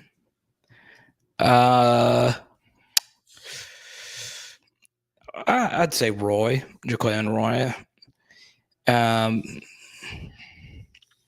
So personal thing. So like, defensive tackle is my favorite position, right? I hate how it's going to have to change over the years. It's going to look a lot different.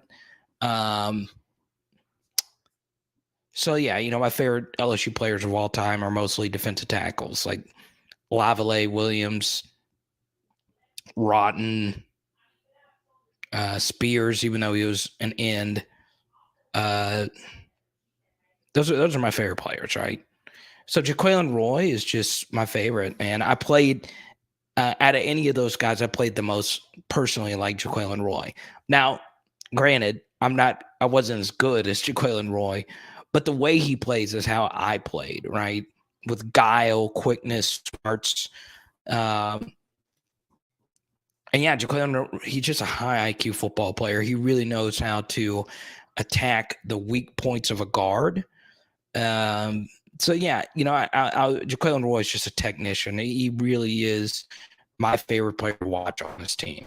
Right. I like Jack. I like Jack a lot too. Right.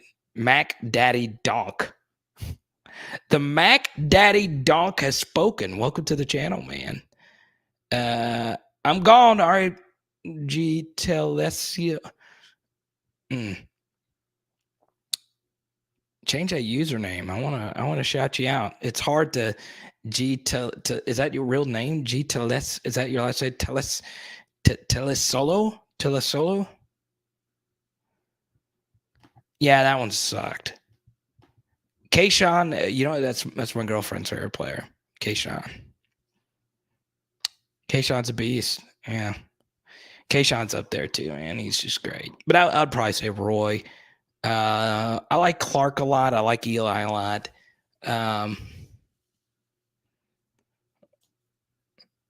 So yeah. Trying to think who else. I don't know. The Mac Daddy Donk.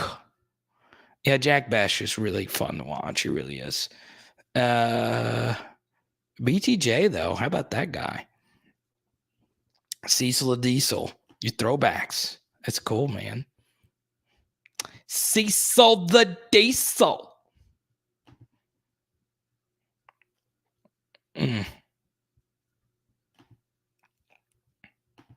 Oh, I didn't even pay attention to the poll.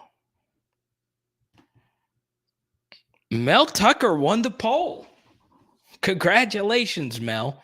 Out of these four, I can't see the poll question in my software that I use. Yeah, Eli's a beast. Jack Mashburn's a good pick too. Oh, actually, you know what? I've been lying to you guys. I really have been. My favorite player on the team is Dre. Right, I'm a big Dre guy. I forgot. You played against Cecil in high school? That's cool, Mac Daddy Donk. Huh?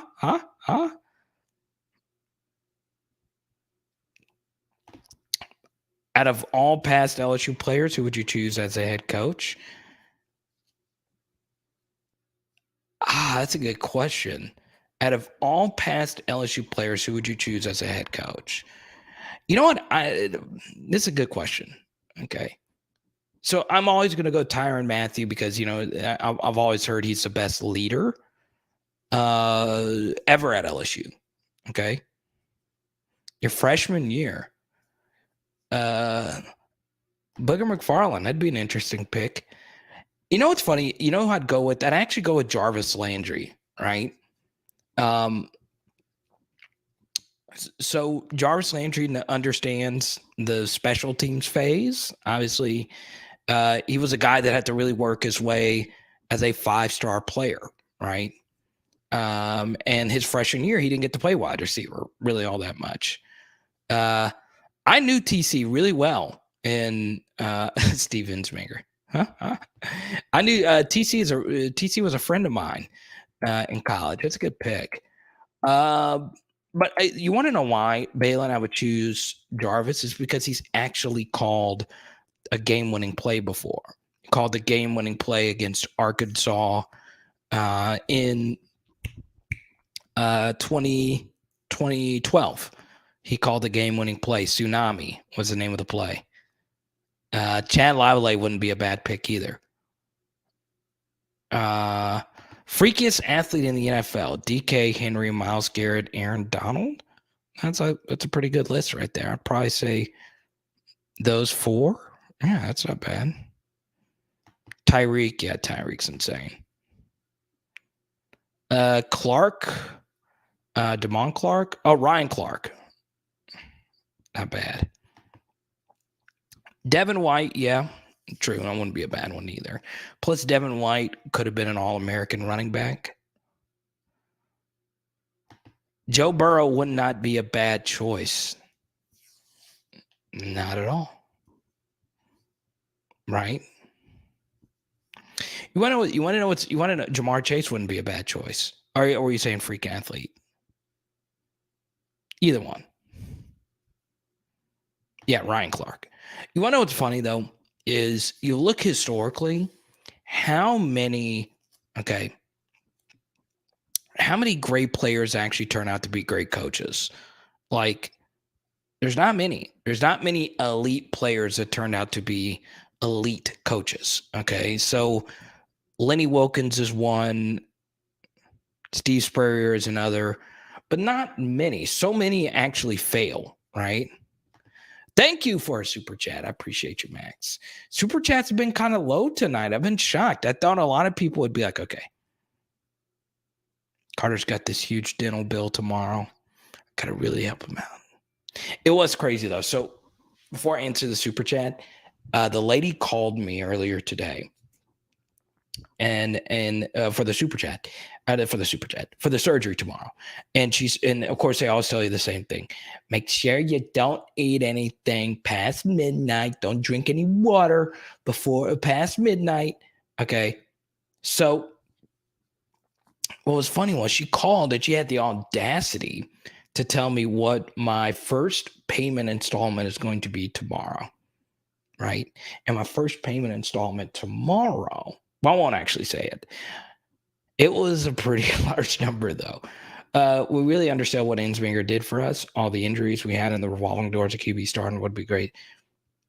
I agree with this. I do. I really do. Not only that, no offensive line, no continuity at running back. Also, new running backs coach, the Master Blaster. I appreciate it, man. And Jacob Hester wouldn't be bad. The Master Blaster. Thank you. I appreciate you, man. But yeah, I agree with this. I really do. So new running backs coach, offensive line coach Fawn, Jared. I appreciate you, man. Jared's been our top super chatter tonight. Round of applause for Jared. I better see some clap emojis for Jared, right? First beer on me in Alabama when we actually meet up in Alabama. Coach Prime is 6-1. I like it, man. But yeah, Slinger was really good. He was really good, right? Especially considering that we're getting our play calls. We got our play calls in on time. Yeah, and you factor in so many different things with Nesmeier. I know his son just do Twitter fairly well, and yeah, man, I just like Slinger a lot. I really do. It's hard to not root for a guy who was on the field for the worst LSU offensive performance ever, and then on the field as the actual play caller for the best LSU offense of all time. It's still crazy that Slinger was the tight ends coach under Les Miles.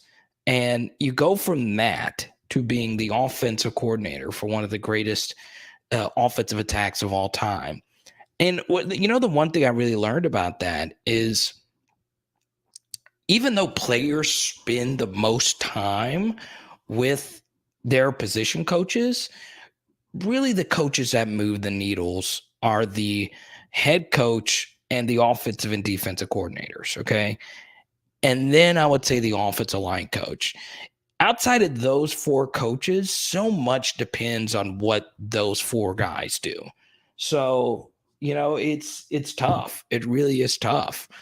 And that just goes to show you, Slinger was, super talented, but he never had a chance to call plays, and until, he had his chance. So that's good.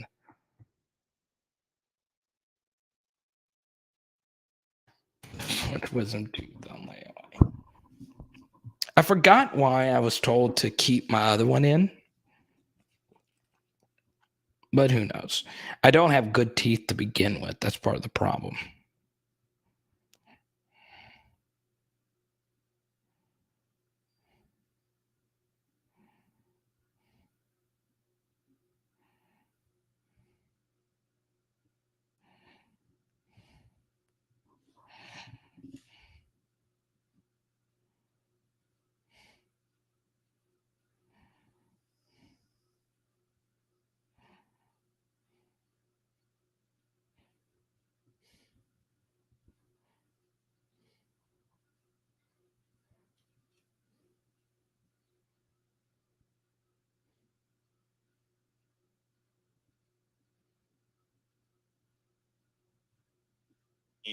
Michigan's played a little.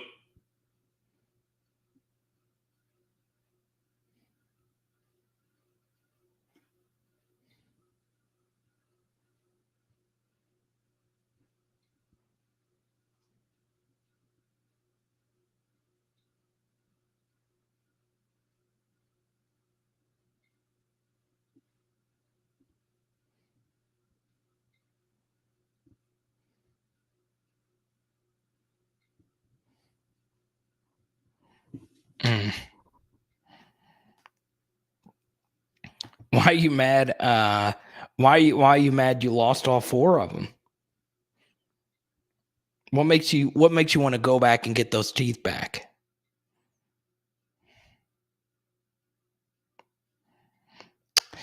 You know what, ASAP, a lot of people thought that. I just don't. You want to know why? I'm sure it was thought of. I also don't think, ASAP, that um that Insminger likes the attention. He's not. He hates the attention. He hates interviews. It's just not his thing. Simplified. I'm about to get out of here in a second. I'm sorry you're just now joining.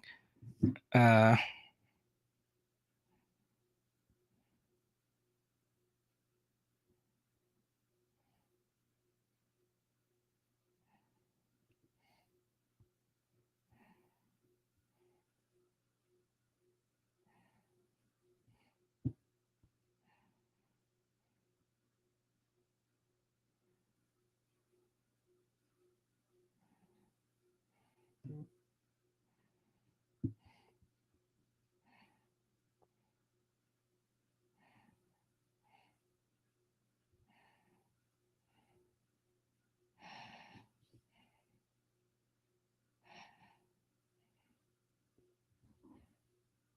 mm,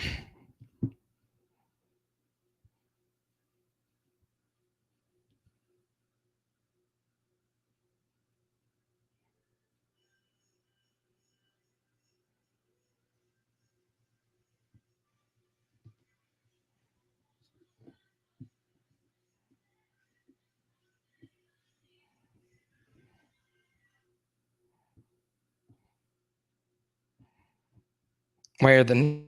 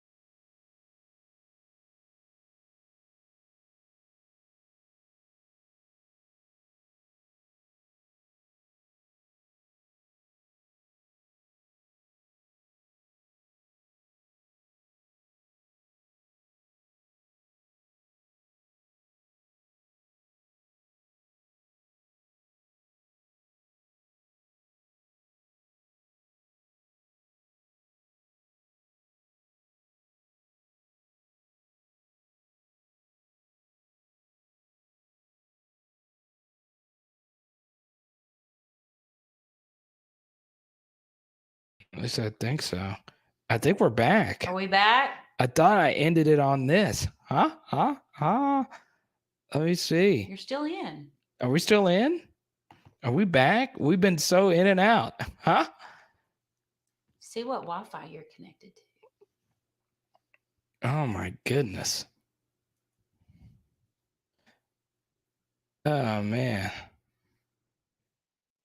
Ain't that something? Here's a baby. Everybody see the baby? Everybody see Z baby? Oh, wrong way. Look at Z baby. I actually ended it on YouTube. It's such a that is crazy. Can they see her? Yeah, they could see her. Look at the baby. She's actually being sweet tonight. She's starting to tame down a little bit. No. Knock on wood. Mama. Take it to the baby. All right, guys, we're gonna go ahead and sign this thing on off. I'm shocked that we're still on because I actually ended it in the YouTube. Sit on Daddy's shoulder. Look at that. Look at that. Oh my goodness. Oh my goodness. Oh my goodness.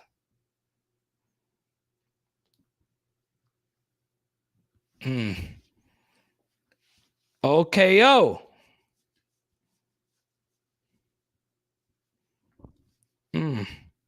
She's just sitting right here on your shoulder, babe. Oh, big yawn.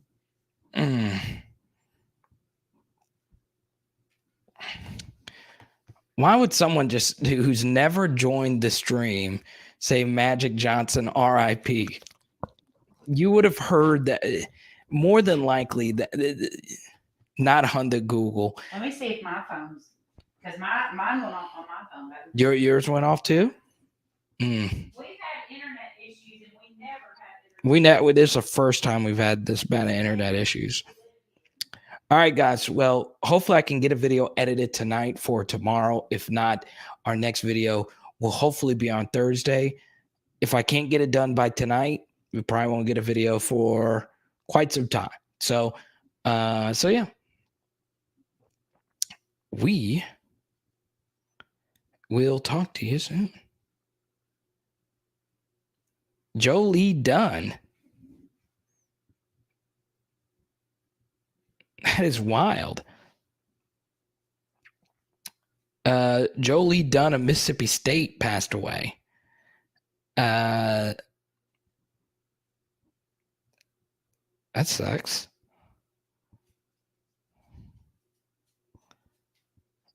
Jolie Dunn.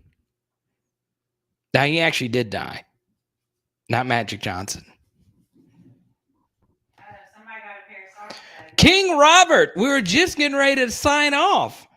King Robert drops a 20 spot. So for those that don't know, King Robert is living it up in Florida.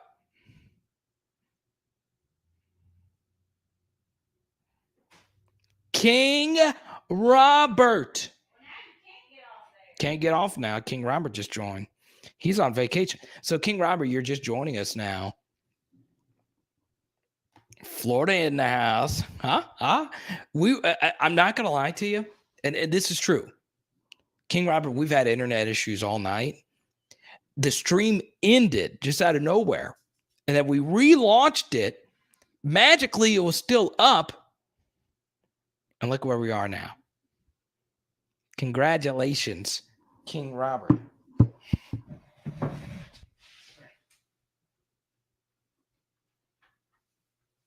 I don't know where Hey went.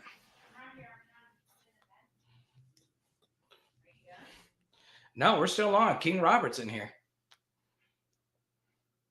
Got the Z, baby. The Z, baby. Get her.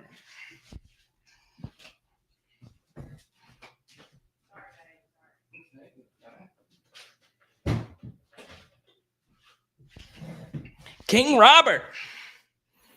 Can you recap a little You enjoy the week, Carvis. Carvis, I know you got PhD stuff to do. So basically, the king is wiped out. I know, dude, the beach can be exhausting, man. It really can. That's why I'm not a big beach guy. It's just never really been my thing. So, Robert, you missed it earlier. We have a professional bass fisherman who was in our chat earlier. But anyway, just to recap, Lincoln Riley's my number one candidate, and I think LSU should. I think it's worth $10 million a year to give him. I really do, right? And then just live with it. I understand that's dangerous. I understand that's a lot of money. I understand that it's not going to be well received by a lot of people. And I understand that the likelihood that he leaves the job is actually going to happen. The truth is he's probably going to say no, but that's the main point of tonight's chat, right?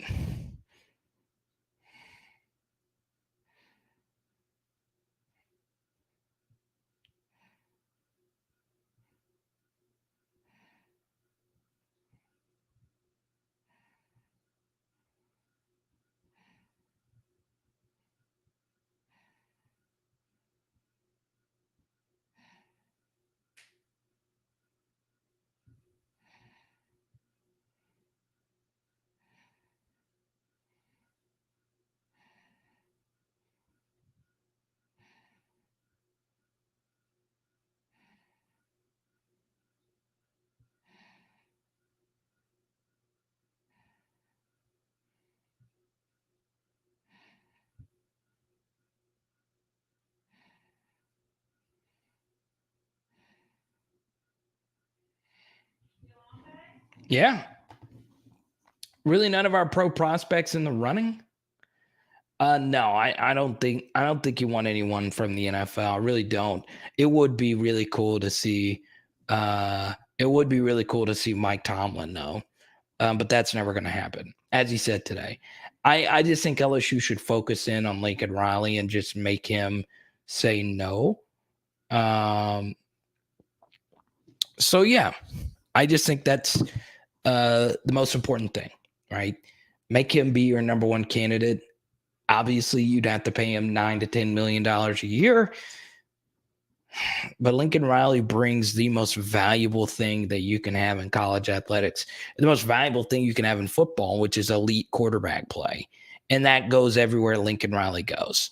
So, you know what's funny, Pegasus? I didn't mention this earlier, and I should have mentioned it in the video. That is a very important point you brought up, that James Franklin did switch his agent to Jimmy Sexton, right? So, yeah, obviously, you look at these big names, Mike Tomlin's not going to happen. I just think any NFL coach you think of is not the right guy for LSU. I honestly will say this. Part of the reason why I don't want an NFL coach is there are some structural things that need to get fixed at LSU. Okay. Cordell Flott for head coach. Riley doesn't know the SEC recruiting. What? He recruits Texas. He recruits Louisiana. He recruits the same guys we go after. All right. Trust me. We would have done anything to get Savion Byrd out of Duncanville, Texas. And Byrd probably would have started on our offensive line this year. But Lincoln Riley beat us out. And Garrett Nussmeier was with Savion Byrd a lot. Trust me. Riley's a joke. Where is this Riley hate coming from? Are you kidding me? Multiple Heisman Trophy winners at quarterback is not a joke. Brady would be my number one. What he did in 2019 was downright amazing.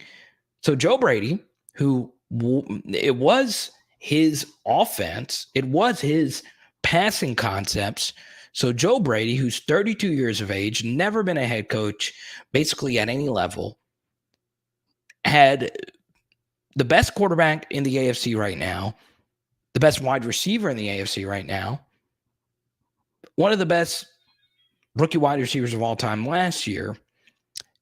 You want to, and we talk about Ed Orgeron all the time being a one-year wonder. There's never been a one-year wonder in the history of college football like Joe Brady. And you want to hand the keys to the entire castle to Joe Brady over Lincoln Riley, who's been to multiple playoffs, won multiple Heismans, no off-the-field issues, dying to actually win a national championship. Larry, you know I love you. But come on. Thinking Joe Brady is a better candidate than Lincoln Riley? Really? That is the you want to know what this is? You want to know a good comparison to what you're saying right now is thinking Joe Brady is a better candidate than Lincoln Riley is the same thing as saying Ja Morant is a better guard than Damian Lillard, right? Ja Morant's a really good guard in the NBA, and he could be better than Damian Lillard down the road, but not a single soul would take Ja Morant over Damian Lillard. Not a single soul would do that, right? Not a single soul.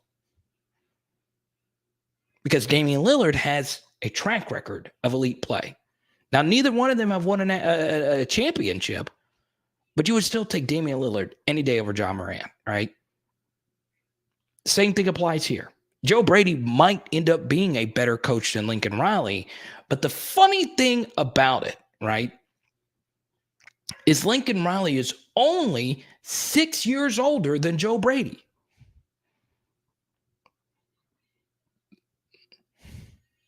The one thing we need to do is to quit going back to the well that was 2019, right? Especially now seeing what Jamar Chase is doing right now and what Justin Jefferson did last year and what Joe Burrow is doing right now without a fully healthy knee, okay, lets you know that our team was superhuman, okay?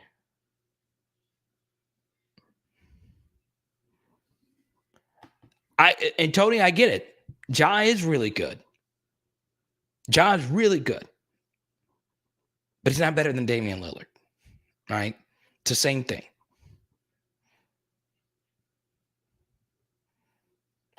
Yeah, I agree with this. I get what you're saying, though. He was a big part of our success, but he was a small puzzle piece in a large puzzle that was the success of our team.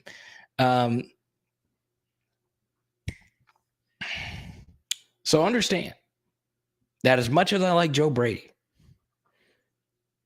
you don't take Lincoln Riley over Joe Brady, or you don't take Joe Brady over Lincoln Riley. It makes no sense, Pegasus. I miss on a lot of things. One thing I'm not wrong about is thinking Joe Brady is better than Lincoln Riley. He's more affordable. What's up, Donks? Jeremy. We got to go to Donks in Nashville, my guy. And I agree with this, Larry. I'm not disagreeing with you, okay? You are right. And I'm not downplaying what Joe Brady did for us. But that doesn't mean he is the best candidate for this team. Okay? Right? Joe Brady looks just like a guy right now with Sam Darnold. Right? Now, I give Joe Brady a lot of credit. He got Eric Gilbert to LSU. Right? Now, no one could have known Eric Gilbert would have been, the head case, but he was a really good player. I give Joe Brady a lot of credit with that. And I give him a lot of credit for more than just a 2019 team, just changing the culture, right? I give him a lot of credit. But the bottom line, okay, is that he's not the best candidate. He's not a top 5 candidate for me. And I'm not sure if Joe Brady's in my top 10 candidates for LSU. Okay. What's up, Tedrick?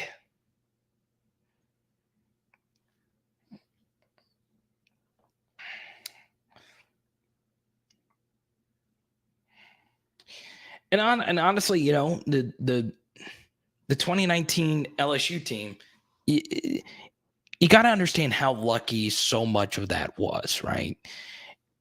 It's never going to look like that again. We'll never see it again. I don't think we'll ever see it again. It's possible, right? You know, I could see a really elite offense with like Walker Howard, Jack Besh, BTJ, and all those guys. I think we could get close. But I just don't think. I mean, just think of the pure miracle Jamar Chase at LSU was. Like, Jamar Chase was committed to Kansas. Then he was going to commit to TCU on live TV. Then they canceled the live TV appearance. Then he committed to Florida. He would have gone to Florida if Jim McElwain didn't commit to if Jim McElwain didn't get fired. Jamar Chase would have been at Florida. And then he chose LSU. So LSU was his fourth and final commitment. Tedrick, thank you for the Cash App, man. I appreciate you. You know what's funny? I didn't put my Venmo Cash App up there really at all tonight. I didn't put the pinned message in the chat. Okay. Yeah, I'd pick Lane or Brady too as well, Robert. So yeah, you know, it's funny, right?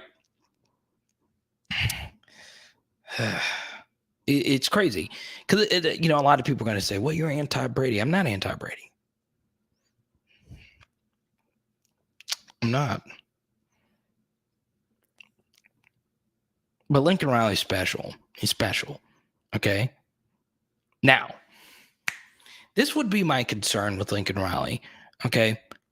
As far as his staff is concerned, one big thing that you would probably have to concede to Lincoln Riley, and if you really wanted to get him, this could be a huge selling point.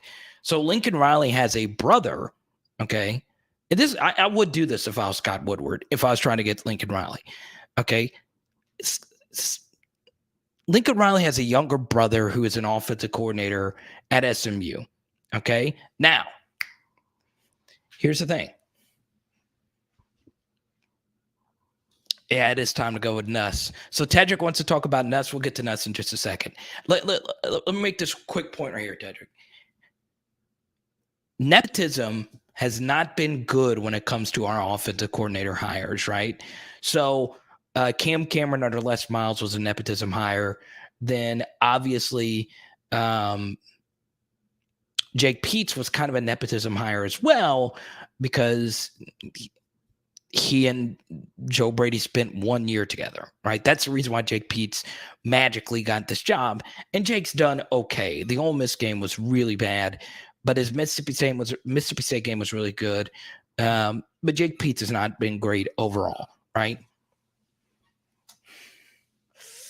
In order to get Lincoln Riley, I think one thing you could sell to him is, look, Lincoln, we'll let your brother be the offensive coordinator. Okay. Joe Moorhead's really good, right? I did some more research on him for my James Franklin video. He was really good. Joe's really good. There's just no other way around it. He's really good. I'm not sure if he's head coach material, but man, his Penn State offenses were so good. Now it helped having Saquon, but he was just really good. Okay. The Nuss bus. So Tedrick, you know, I'm trying to get my Garrett Nussmeier film study out for Thursday. Mike Tomlin's out of the picture. We talked about him quite a bit tonight, and I did a whole video on him earlier today. Yeah, Tomlin's out. You know, it was a pipe dream. It would have been cool to see, right? So yeah, you know, I like Nuss a lot. I really do. I do think there are a few things he needs to work on his game. Robert, thank you for the super chat. I do think he missed some check down opportunities. Let's see. I want to say good luck in finding the coach and stay a long time saving Mario. That is great. Yeah, and I think Lincoln Riley, if you give him 10 years, 100 million, I think he takes it. I do. Now it's ridiculous. You'd have to give him all that money guaranteed. That's pretty nuts.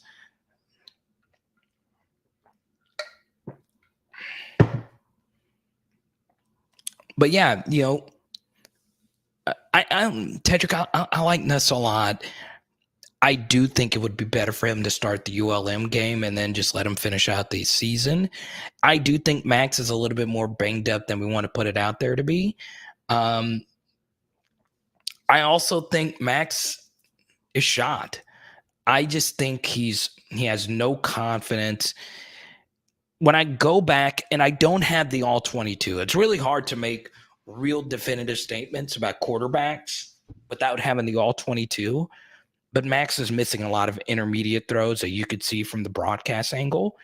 And he's not playing fast. He's not just ripping it, right? The Central Michigan game, he was just ripping it. The Auburn game, he was just ripping it and living with the results. But ever since crunch time of the Auburn game, he's just crumbled. And the one thing about Garrett Nussmeier is he's a little bit more headstrong in his gunslinger approach, right? He just rips it, right? Nuss sometimes misses the easier throw to try and make the special throw. But goodness gracious, man. I would love to see I would love to see Nuss start ULM. I don't know if the Alabama game's the best thing for him. Exactly, Tedrick. I agree with you. He just doesn't rip it. Sometimes you just got to bite your lip and just rip that thing. Just freaking, just chunk it. Yes. You're not that guy, pal. I am that guy. That's still the greatest video of all time. You know what's funny? Jacob, is that you're not that guy, pal. If you live in the South, okay, for those, probably like 3 or 4 of you are going to get this joke. If you look up the "You're Not That Guy, Pal," then it just looks like a Walgreens that he was in. That "You're not that guy, pal. You're not that guy." I just love it, man. I just think of that guy. Everyone has that guy in their town. The roid rage guy that would just pop off anywhere. You're not that guy, pal. But yeah, Nuss is a gunslinger, man. That's how Pete's described him to CBS.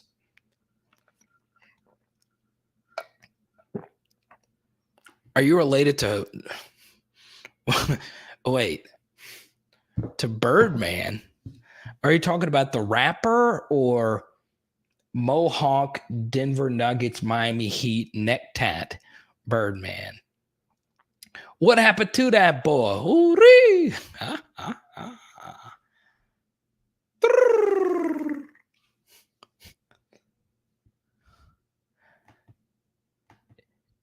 Robert wants to talk about Billy Napier. Why not? I like Billy a lot. Obviously, he's turned down a bunch of. Keeps laying at the door. I just wants to come back? Yeah. Okay.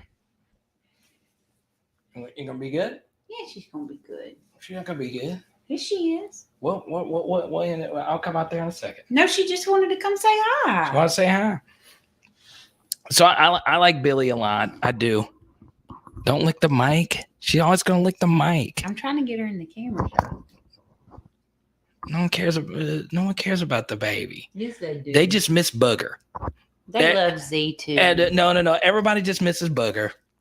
Z, you got to wait your turn. You got to build up your goodwill. You deal with it. Let go, Daddy. Why don't you think Napier's ready for LSU? Okay, this is a guy who's been interviewed by a lot of different SEC coaches. I think Billy would be fine. I do. UL's coach, I think, would be a win for us. You know what? I agree, Robert. I don't think that would be a bad fallback option. Boog is in Florida. Yeah, Robert does have that. Robert does have sent me a photo. I'll send it to you. I'll show it to you later, baby. Of his booger band on his Yeti cup. Oh, nice. I like it. Z is gonna punch you in the mouth. So that's no, she won't. I'm sending him somewhere else. Z's too crazy. Huh? Haley don't want to take care of me after my surgery. That's not true. So that's a good question, Reaper. Does Caleb Williams come to LSU? Look, he almost came to LSU already. Could you imagine Caleb Williams with Keyshawn Butte? All right, everyone say bye to Z. Come on, baby mama. Hey, I sent you a video where when I say, "Where's Daddy?" she comes and lays right in front of your door. Oh, look at you, Z, baby. Look at you. Sweet. You just make her out to be a devil dog. Z's nuts. She'll bite your face off. Z. But you know what's funny, Tedrick, Z, Robert, Jacob, everyone in here. You know what's funny? I go back to the nuts thing really quickly. The Malik Neighbors touchdown throw was pretty special. Not gonna lie, it was really special. All right. And honestly, Nuss made 2 or 3 throws in the Ole Miss game that Max just simply can't make, right? Live here in Lafayette, and Napier is a great coach, but is he ready to take on the NCC? I would not say yet. It's interesting. Master Blaster is back, baby. Gotta love it. And I wish I was on the beach with my guy, King Robert, Master Blaster with me. Man, we would have so much fun on the beach, man.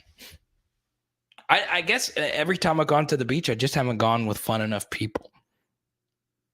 Me and Robert would be tearing up that beach, man. The Master Blaster is never left. We'd be lighting it up, baby.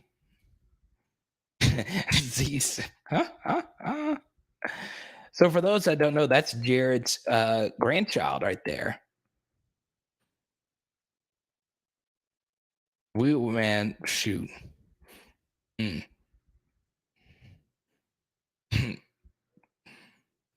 Wait, who's the dude that Larry is talking about? Oh, yes. Okay, the Pete Weber guy. All right, the bowler. Who do you think you are? I am. I love it, man. I love it. Is Z a Pekingese Shih Tzu? No, Z is a what is it? Cockapoo? I don't even remember. We need a coach that will coach the players and not rely on their talent, and a player's coach who is confident in the players around him. My top candidates would be Lane Kiffin and Mike Stoops. Love it, man. I love it, Tedrick. Yeah, Lane Kiffin's my number one guy until the Lincoln Riley chatter began. Yeah, Big Al, people were asking about you earlier, man. For real. Everyone's like, where's Treasurer Big Al? I'm dead serious. Watch it on my phone. The wife crashed my PC by accident. Big Al, everyone's had your wife in their thoughts and prayers. Once again, this live stream is dedicated to my dear friend, Tony Roya, who lost his father this week. So shout out to you, Tony. Tony gave me this shirt. I would not have this Carter the Power shirt. I think I'm actually wearing this shirt tomorrow to my surgery. Next year, man. Yeah, Pegasus. That was fun to see. Liverpool destroyed Man United 5-0. Not only was it 5-0, Pegasus, Cristiano Ronaldo scored a goal that was disallowed. And you know, Ronaldo, if he loses 5-1, but if he scores a goal, he's cool. But he had the goal disallowed. And my favorite player on Man United is Paul Pogba. Getting the red card, that was a Liverpool dream. And I also watched El Clasico. God, that goal. David Alaba, who, by the way, close friends with Odell Beckham Jr., David Alaba. What a goal. Left-footed strike from a defender in the box. Are you kidding me?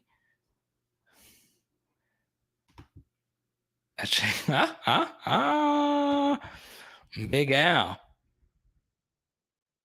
I love it, man. Once again, shout out to Tony. But Tedrick, I agree with you, man. Look, not on fire about Mike Stoops, simply because he and Lane couldn't be more opposite. Mike Stoops is a lot that I don't like a coach. Lane Kiffin is a lot that I do like at a coach. I do like a coach with a personality. I do like a coach who's aggressive on fourth down. Mike Stoops is the most boring stump log of a coach you'll find, right? He fits Kentucky football.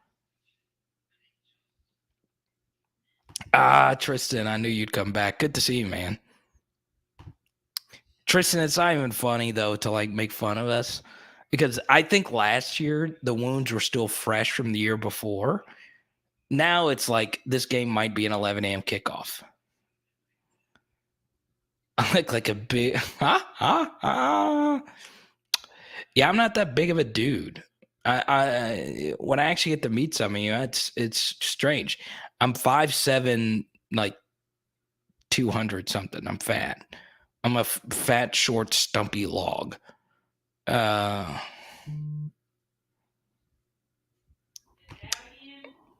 Are you out? All right. Well, we might have to sign this off. If I automatically cut out, are you good? Tell Z to quit messing with the internet. I was told by a good source Andy Reid was interested in the LSU job. I go back to this, right? Okay. About Andy Reid, right? The Chiefs are bad right now. I still think Andy Reid's going to retire in the next few years. If it's not this year, I think it'd be the next year, and I think Bieniemy's just waiting for that job.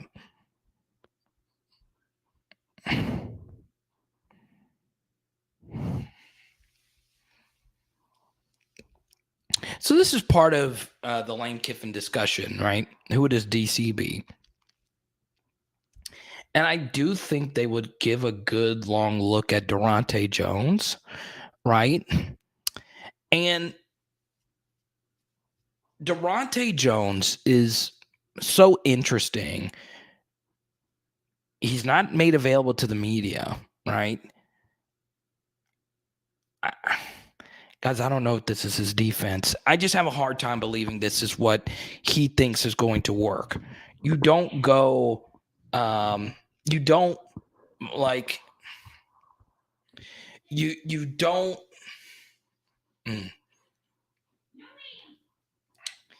you don't go from Mike Zimmer to here and not blitz and just play man coverage. That just doesn't make any sense.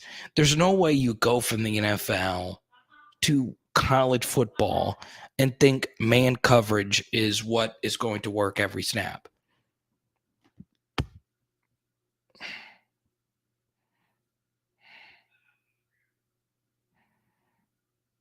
Exactly, Tedrick. I still think Max should start versus Bama.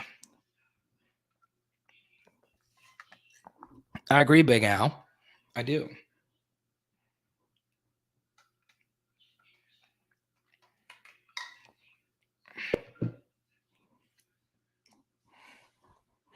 And I think that's the most disappointing thing.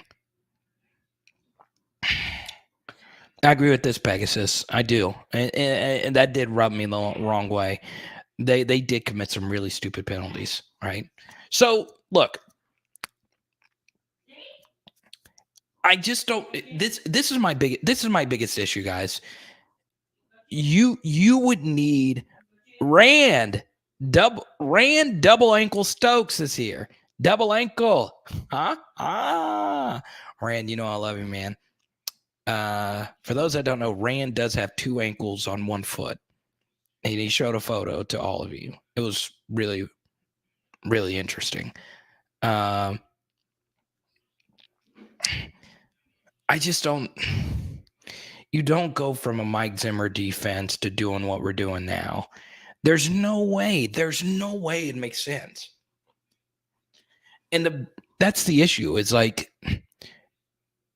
I don't understand how Corey Raymond, and they might be doing this. They might be pounding the fist on the table and saying, Coach O, we can't do this anymore.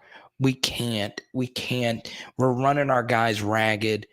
We can't do what we're doing. So.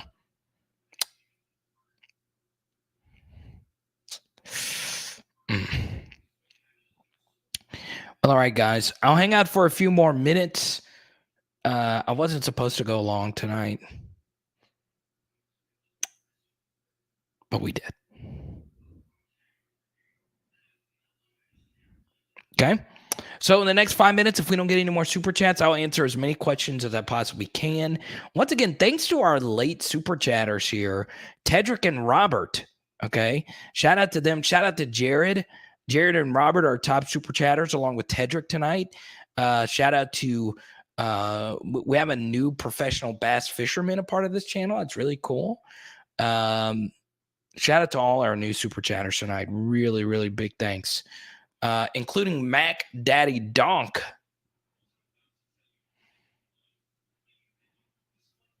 All right, Robert. Enjoy vacation, my guy. Text me tomorrow. I'm going to be high as a kite after my surgery. And then, of course, who can forget the Master Blaster?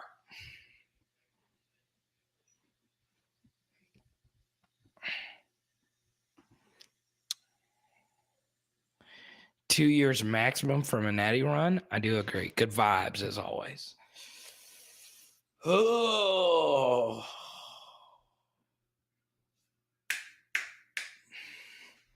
All right, guys, don't forget. You can watch our Mike Tomlin video from earlier. Also,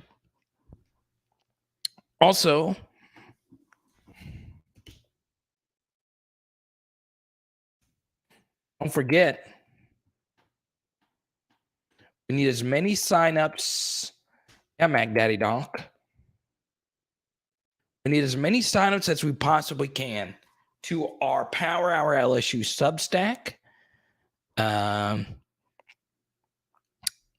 Larry, I don't know what our longest live stream. I'm gonna try and go 12 hours. One day I'll try and do the 12-hour thing, right? So we'll see you. Hopefully we can get a video out tomorrow. Highly unlikely. So Thursday, be on the lookout for our next video. It is Power Hour LSU. Boom. Speedy recovery to Big Al's wife. Once again, shout out to Tony Marcellus. I love it. We're being Bama. I like that, man. Boom.